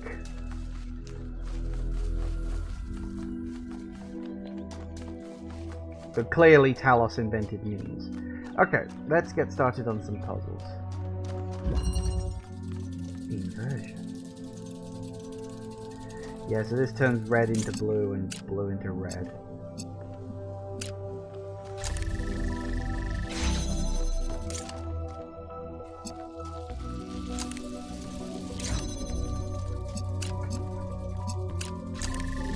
We saw in the last section, of course, we're getting little previews of it, which I kind of like. I like that. I like that we get little previews and stuff.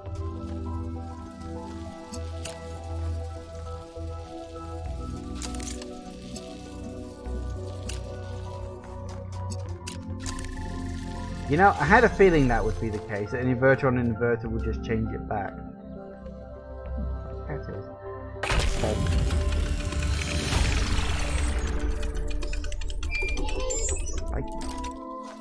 I think about New Alexandria all the time.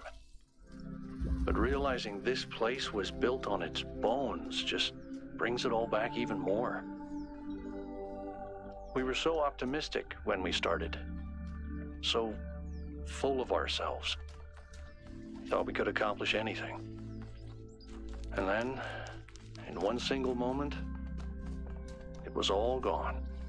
I remember a flash, and then just lying there, realizing that my legs had melted. I tried to pull myself away from the fire, but the servos in my arms were broken. If Eustathius hadn't found me, sorry. Just some old scars.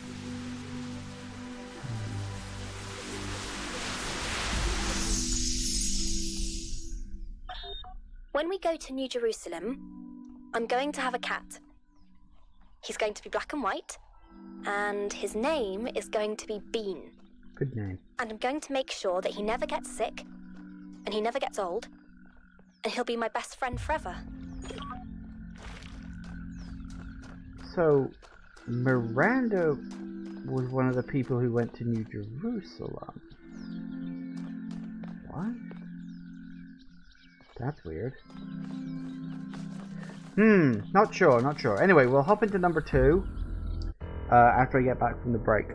Yeah, basically we just keep plugging away at this and see where the hell it goes at this point. Back in a minute, guys. And we are back. Okay. Just before we get into it, Jagos, to answer your earlier question about the Sphinx being Egyptian, did a very, very quick look on Wikipedia, so I maybe have misunderstood this. The Sphinx was actually originally created in ancient Greece as a creature that's like part woman, part lion, part bird, and it tests you with riddles and stuff, and then the Egyptians came along and took the idea afterwards. So yeah, it's Greek first, so apparently we're doing the Greek thing, so yeah, who knew? Energy maintenance. Okay.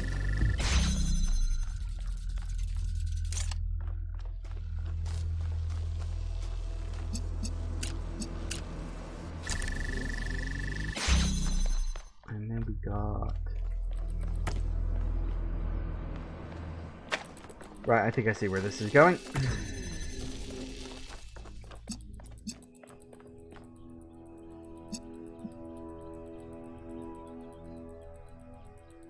Hang on.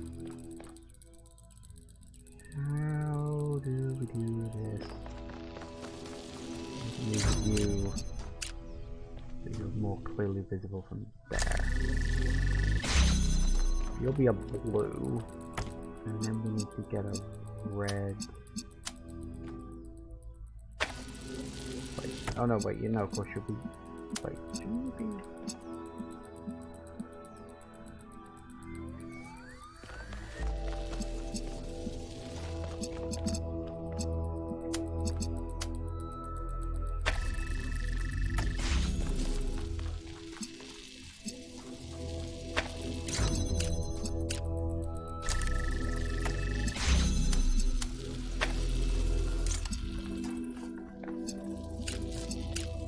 Sure, that was.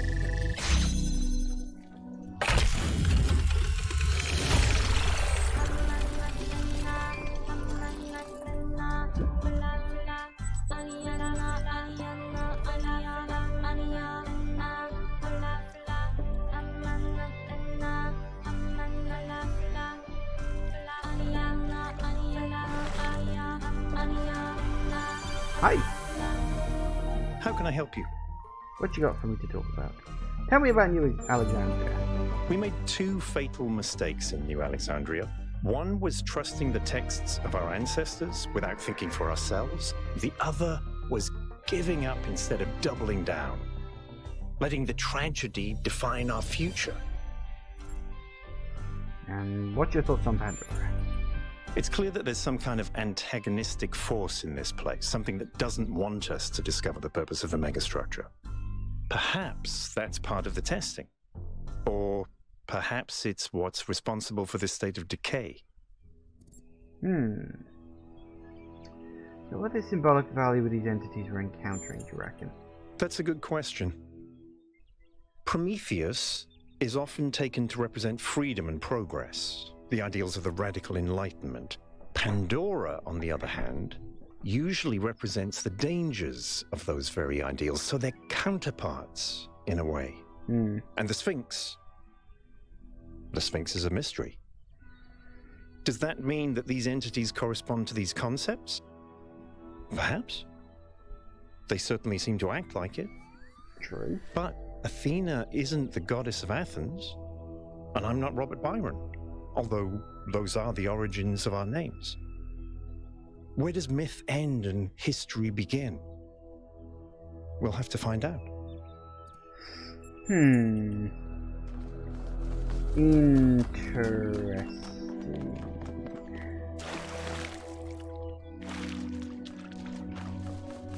Okay. I mean, he is right about the representations and this, that, the other. I think that is quite fair. Pop back into number 1 second. We can send reds and we can send blues over there, but I don't know which one it wants.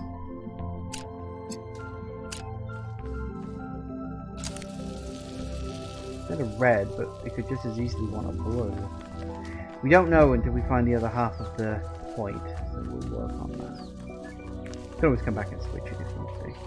Right, off to number 3.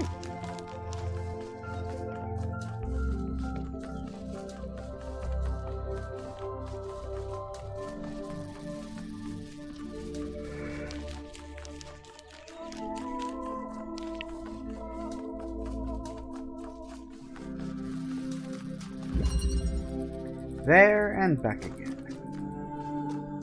A robot's tail, right.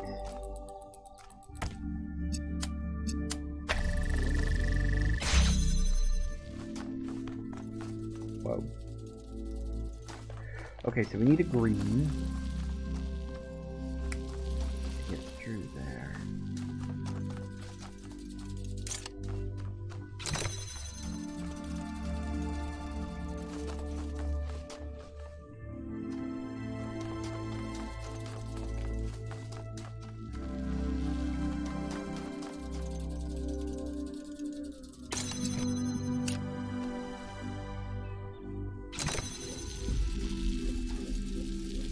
you'll fire out a red. So you need a blow.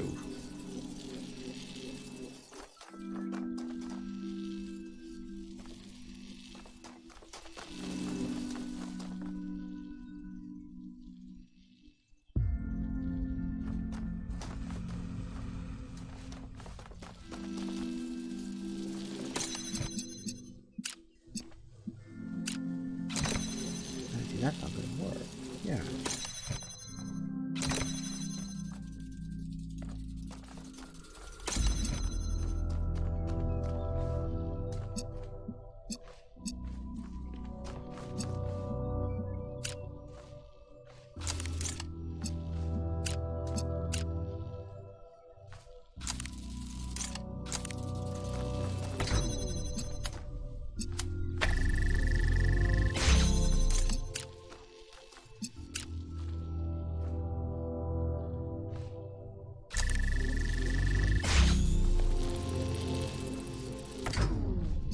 Okay, sure, that'll work.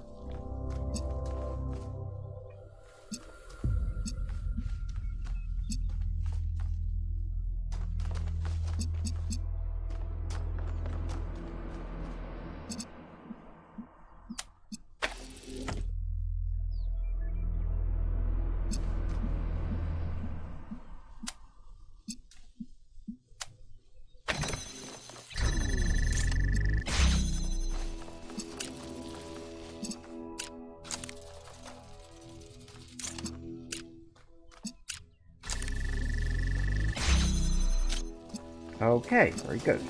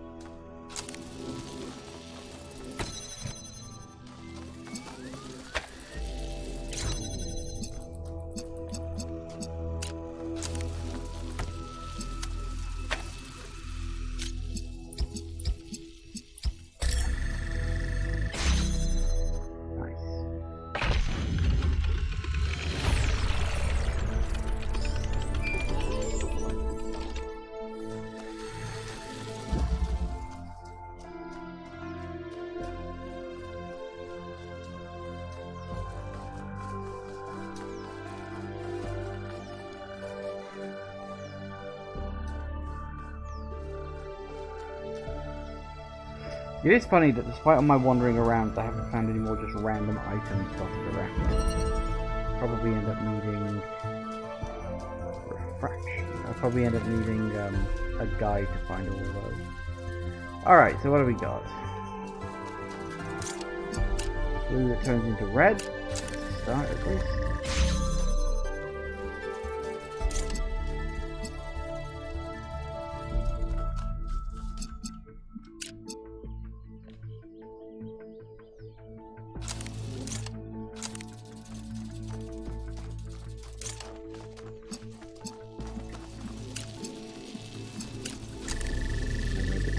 Float.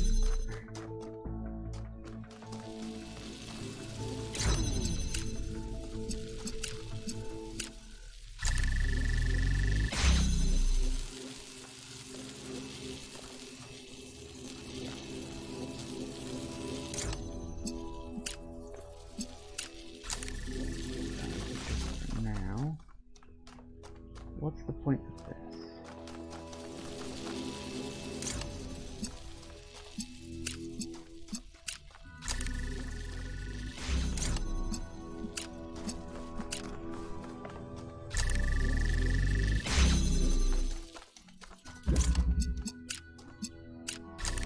Go.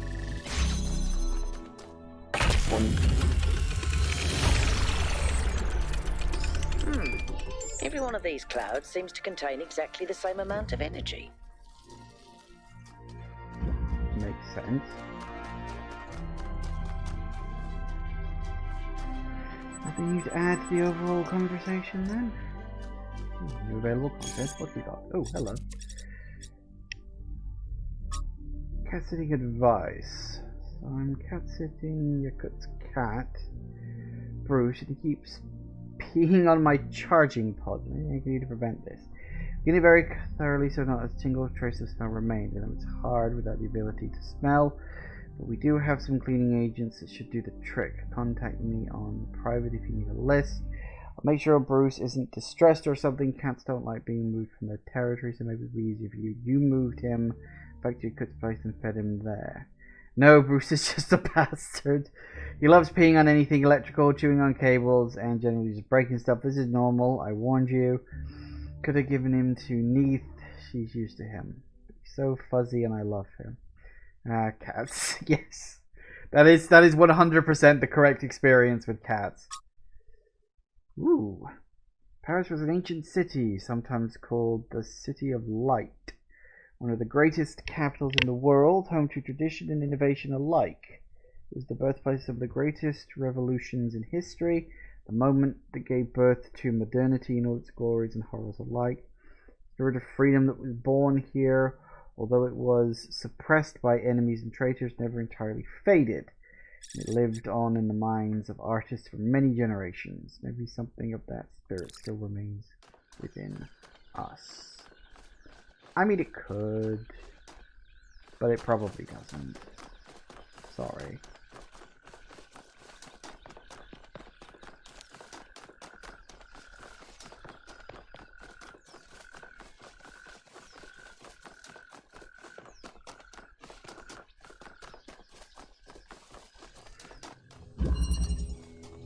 In prison. Okay, oh, hang on.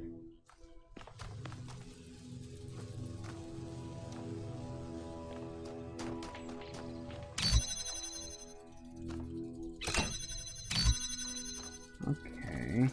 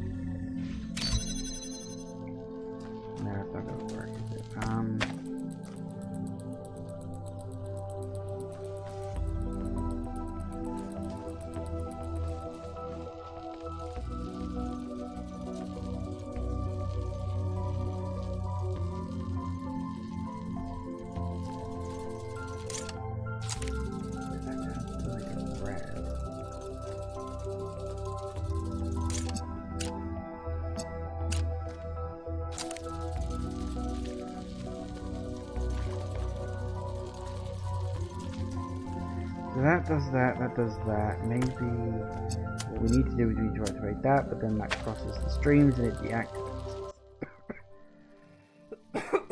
Excuse me, it deactivates itself. Okay.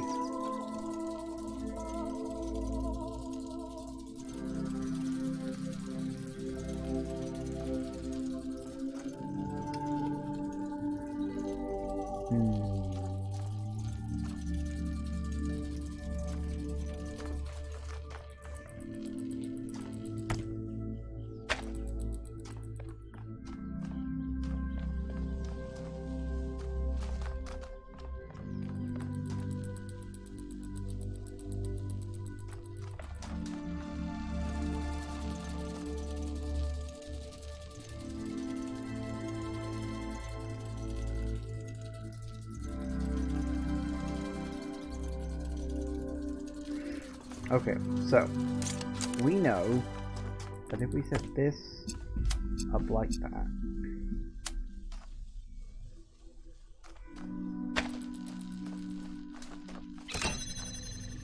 and that does that, that's fine, but because obviously we can't, yeah, so everything has to be set up so that it activates itself. There's no box for a higher position. There's no... Is there? No, the floor's too flat for that.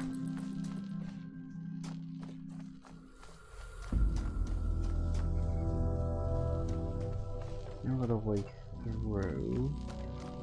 So it's not that. Just...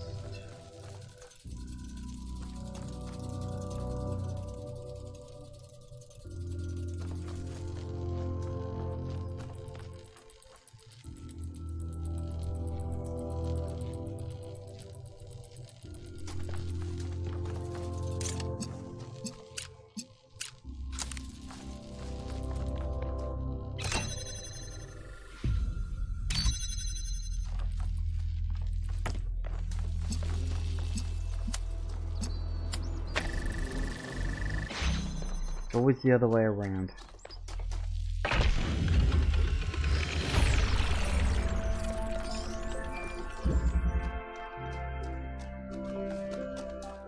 I sent the drone to have a look at one of the other puzzle clusters. It seems they remain inert until they're connected. I uploaded the pictures to the log. Should we check them out with the VTOL? Let's conserve fuel as much as we can.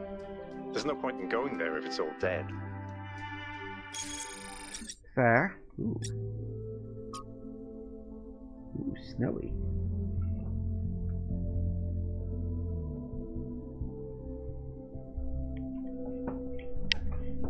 Interesting. What that's gonna be about.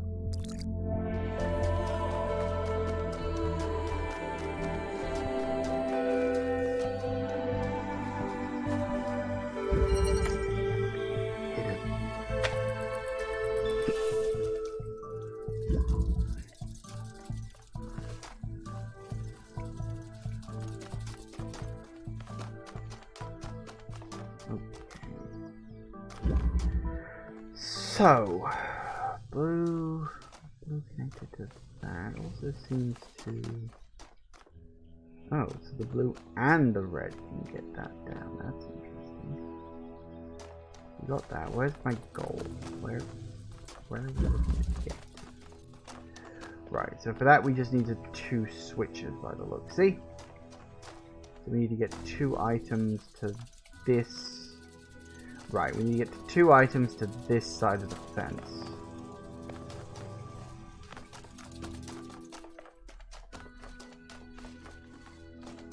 By the looks of it, there are indeed only 2 items in this whole area.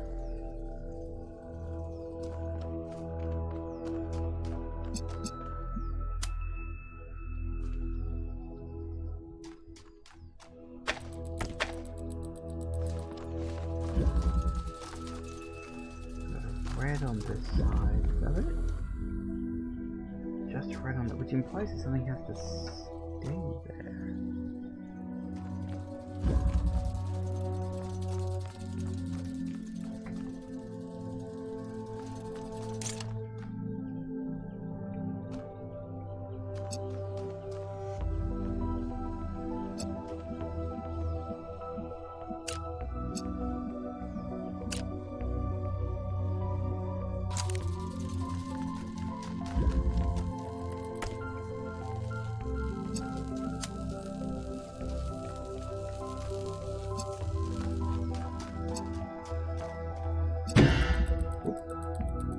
A little too far on that one.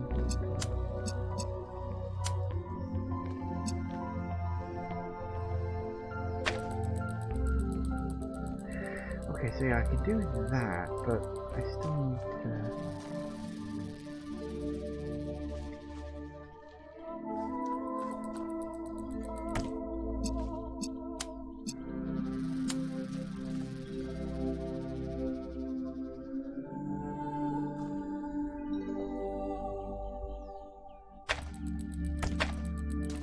trying to work out what the first move is. Is that it's a thing that puzzles like this always have an order of operations, and sometimes working out what the first move is can be tricky if it feels like there's a lot of moving parts. Yeah, the ultimate goal is to get this down, I'm assuming, with this connection. Like, that's the ultimate goal. That way we can move the other item to this side of that barrier and place it down on there, grab you, move you over there. So that's final move. Okay, so work backwards from that. What do I need to do? I need to connect you.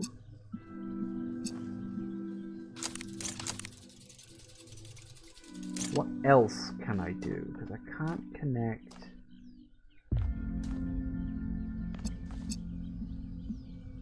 How do I connect you up at all, really? It's like, technically I could connect you up that way, but again, that still sort of raises the, although, actually, maybe I am thinking about this the wrong way. We could do that. I mean, that works, but then they're both locked in there and I can't do anything with them. What I need to do is I need to get...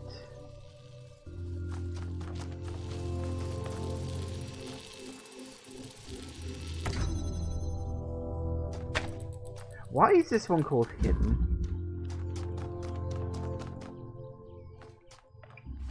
I'm missing something here, aren't I? I feel like I don't have enough stuff. Like, I'm wondering if there's a reason why this one's called hidden. If there isn't actually something hidden. Like, clues in the name, right? Why else would it be called hidden?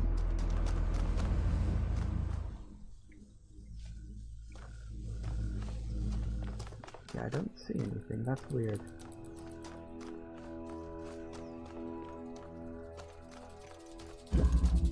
Oh, oh, hang on.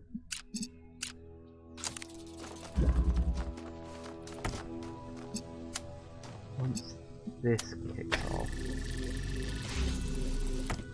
There. Okay, that's good.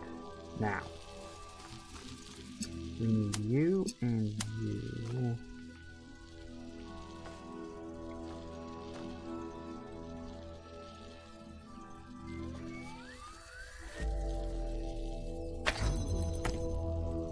Damn it.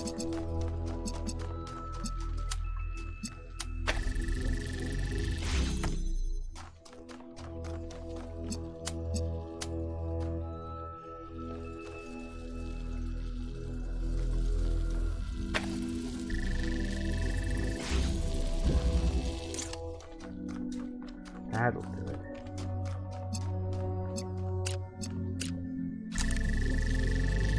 Not quite.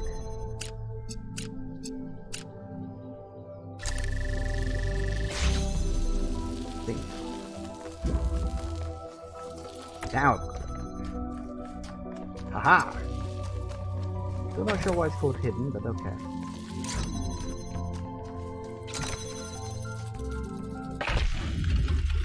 As I said, what's the first move?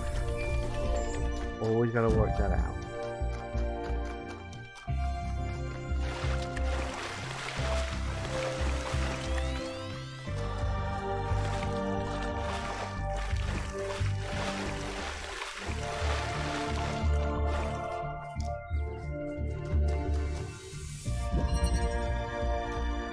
Backwards propagation.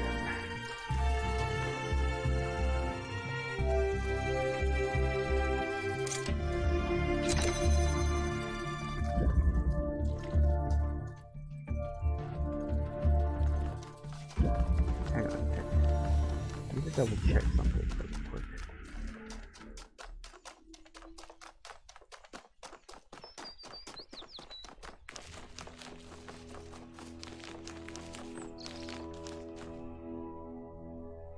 So you're saying you want green, and there's got to be something on this side of things, but there is nothing on this side.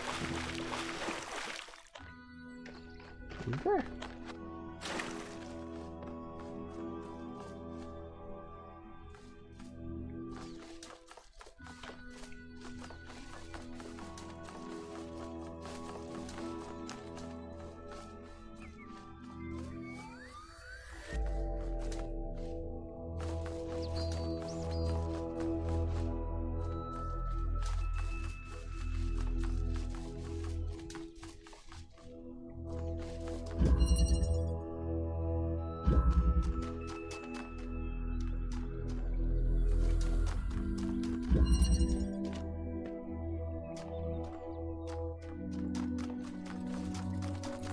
I mean, I guess technically speaking, you can connect that.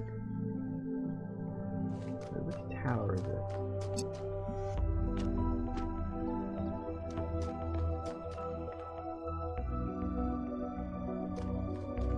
That was the top of one of these bloody towers. I just don't know which one.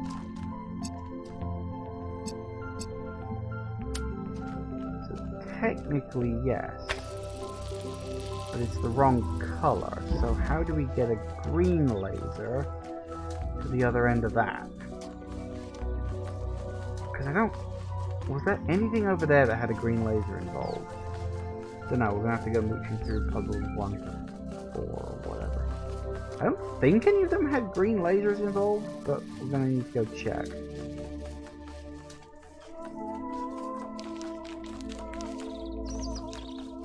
Can I...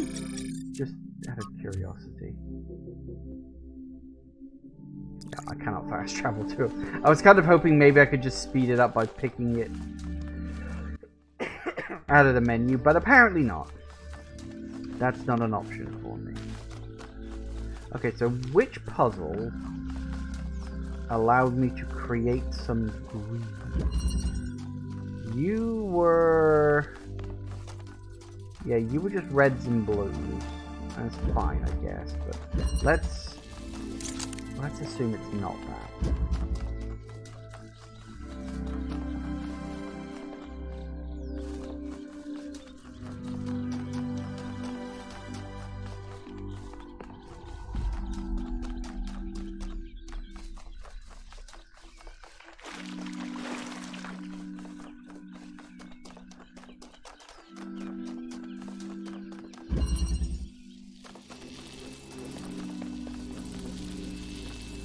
Again, you don't allow for a green. Really? See, I feel like we're moving so far away from the tower, I'm not able to see it.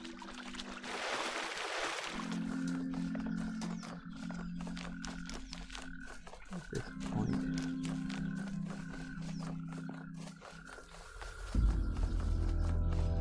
Ah, now you can create green.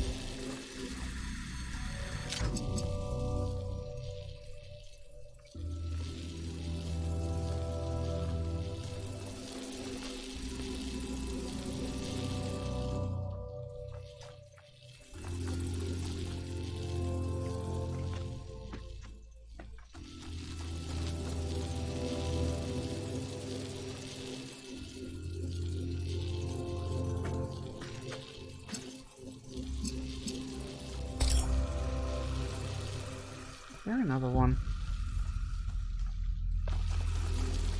Where the hell am I even aiming?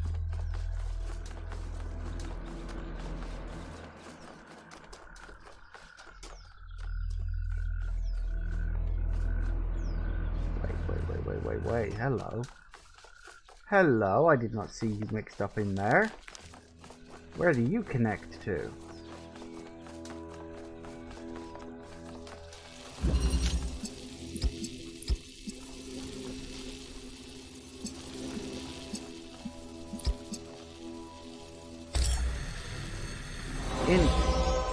Hey, I did it! Apparently there was another connection problem and I didn't see that. That's my stupidity. Hey!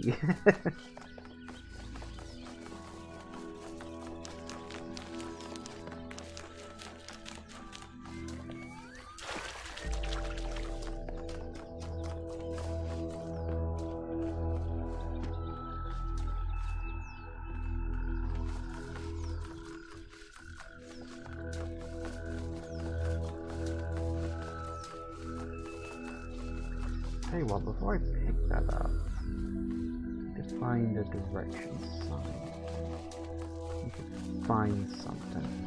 I want to go check the golden door, see if that's got any extra dots compared to what it should have right now. Yeah, I'm still learning the rules of all this. So it's this way.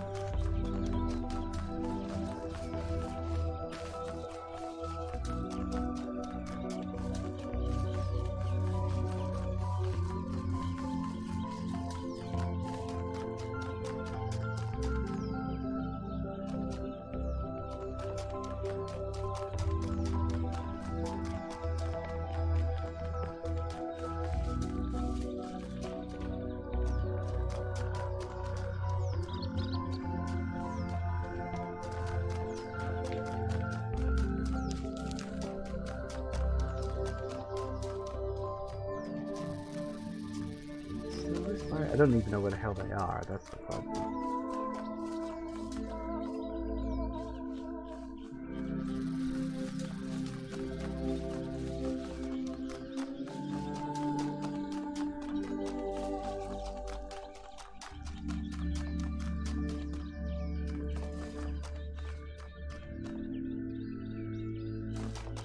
Okay, I feel like I've been led in a giant fucking circle here.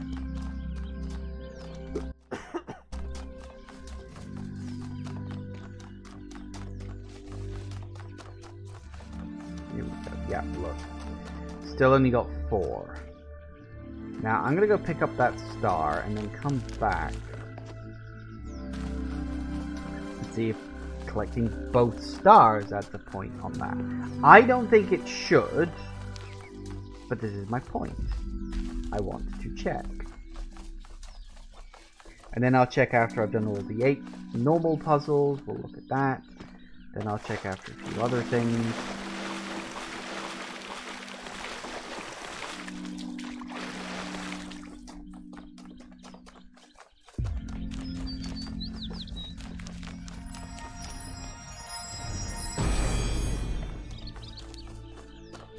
False idols are worshipped not because they are idols, but because they are false. True idols are rejected because the truth is feared. It depends who you're talking to.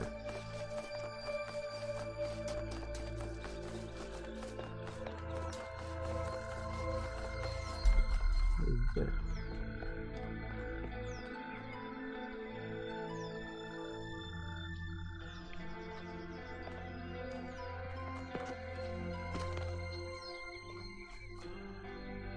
Random.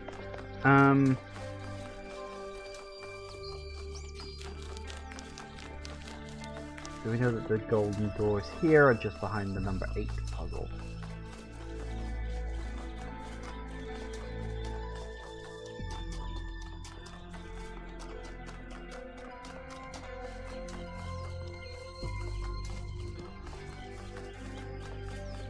No, actually, look, that's not added any more dots. I didn't think it would.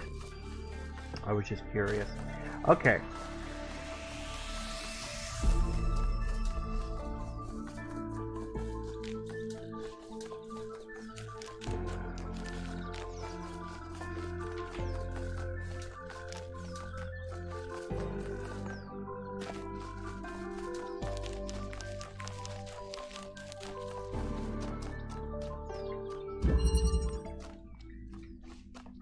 Okay,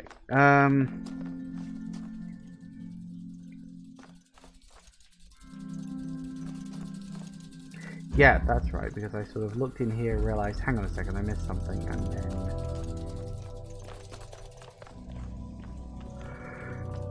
Okay, can't take you out of there.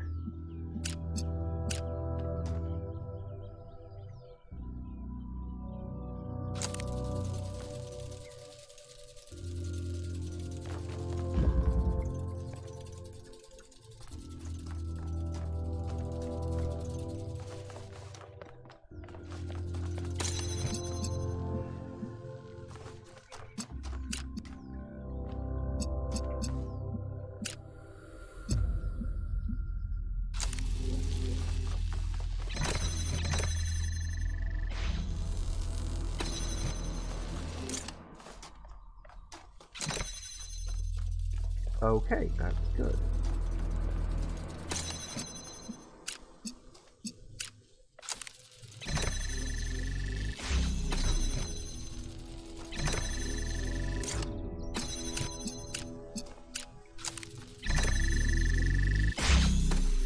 Bingo.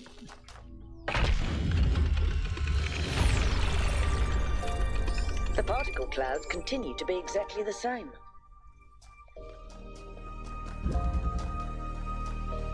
Hello. I see you guys just wandering around doing sweet FA, and here I am doing literally everything. Okay. Walk in the garden without fear. The stars swirl across the sky. And I stand amongst the tall lilies who lift their faces to the passing eons. Here I do not harm. and no harm will come to me, for at last my long journey is over. I am at home. Favorite one of yours, but maybe step by step towards the nightingale still wins out.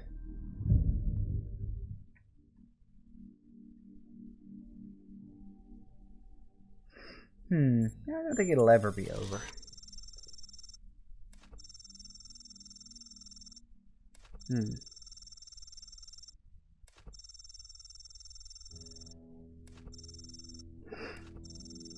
It's funny this is going on a bit further. That's my greatest dream. This all is just a momentary stop, a place where we rest for a little while before we go on to the next adventure. Well, if this franchise is popular, there will be another adventure. So, I mean, at this point, I'm like, I remember thinking the Talos Principle was just a nice, fine, single little experience, and now I'm like, yeah, I kind of want to see where this whole thing goes. So, yeah, I mean, I don't know how this game leads off, but as of now, I'm fine with if they want to end up making a 3 at some point in the future. Not immediately, you know, let it sit, let it rest. We'll see how we get on. I'm going to take a wild stab. Yeah, okay, I have a feeling. We have a Kube.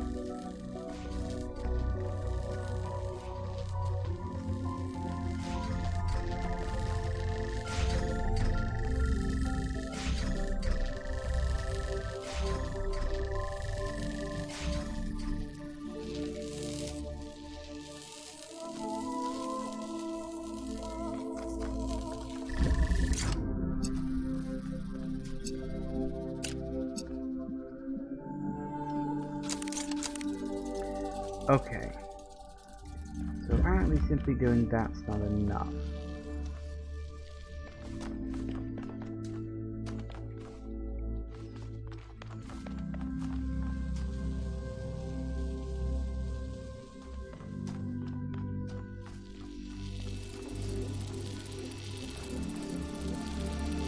I mean, it did say position exchange.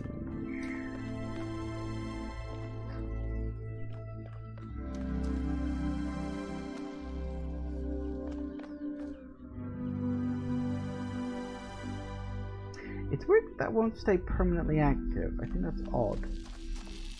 Like, you'd think it would. I wonder if that's...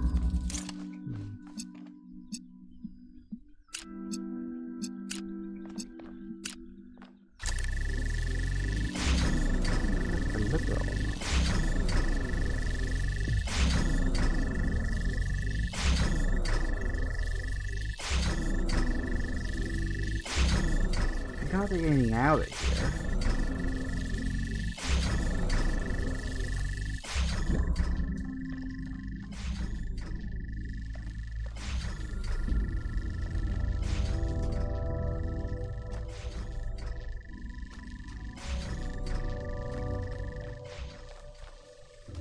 I do wonder if that's maybe not meant to happen, but let's assume that it is for a minute.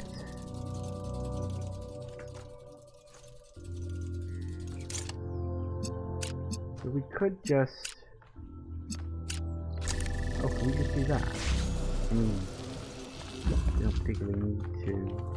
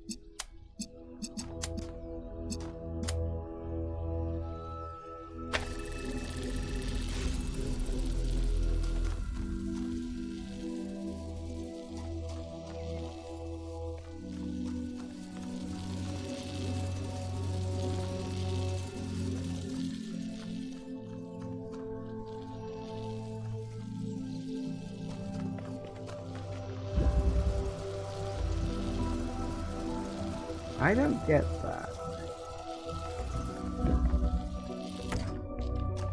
Maybe that was wrong. Maybe that is what you're supposed to do. But wasn't the name of this level like something or other exchange? So...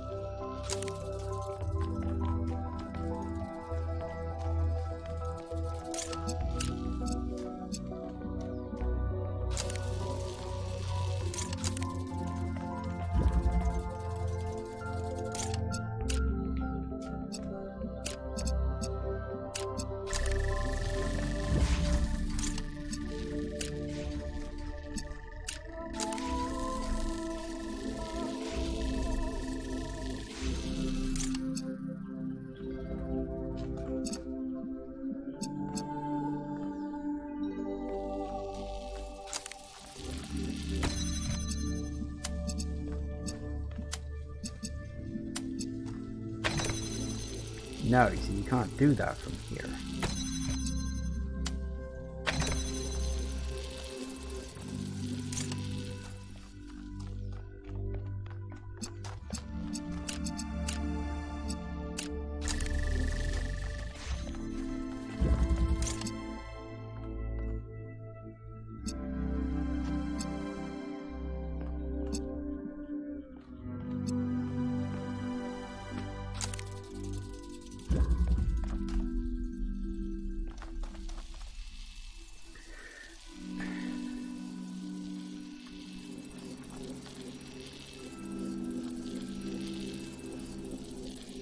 Maybe it is that, but I'm looking at it from the wrong angle. Hang on.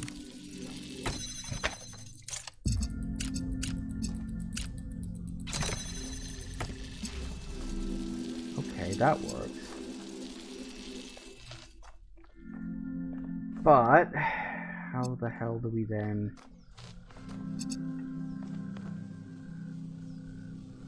There is a bit of space, but not much.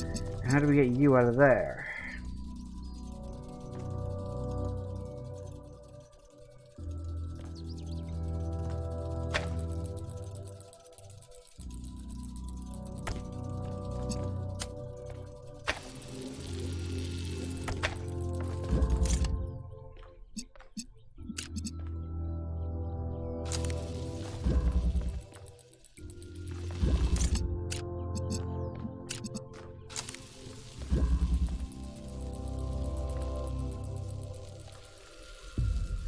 Right, that's not kind of...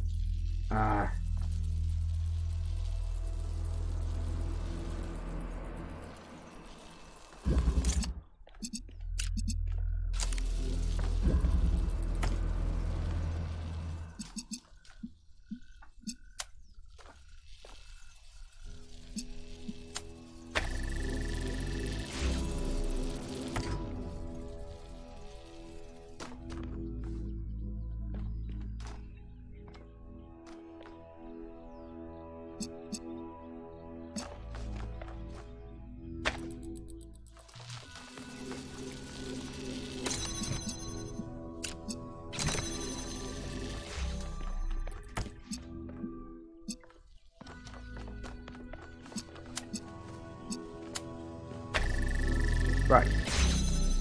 Luminek, that's a lot of connections.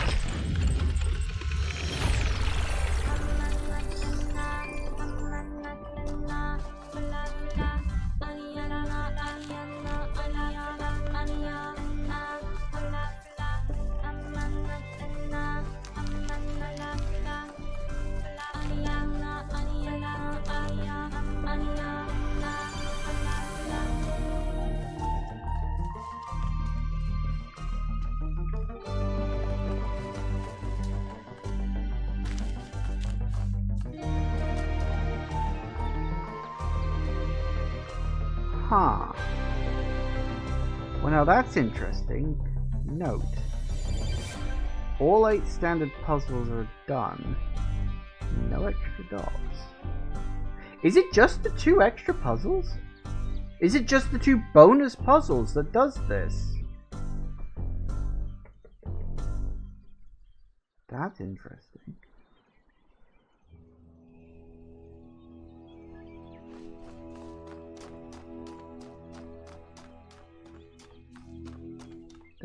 That's really weird.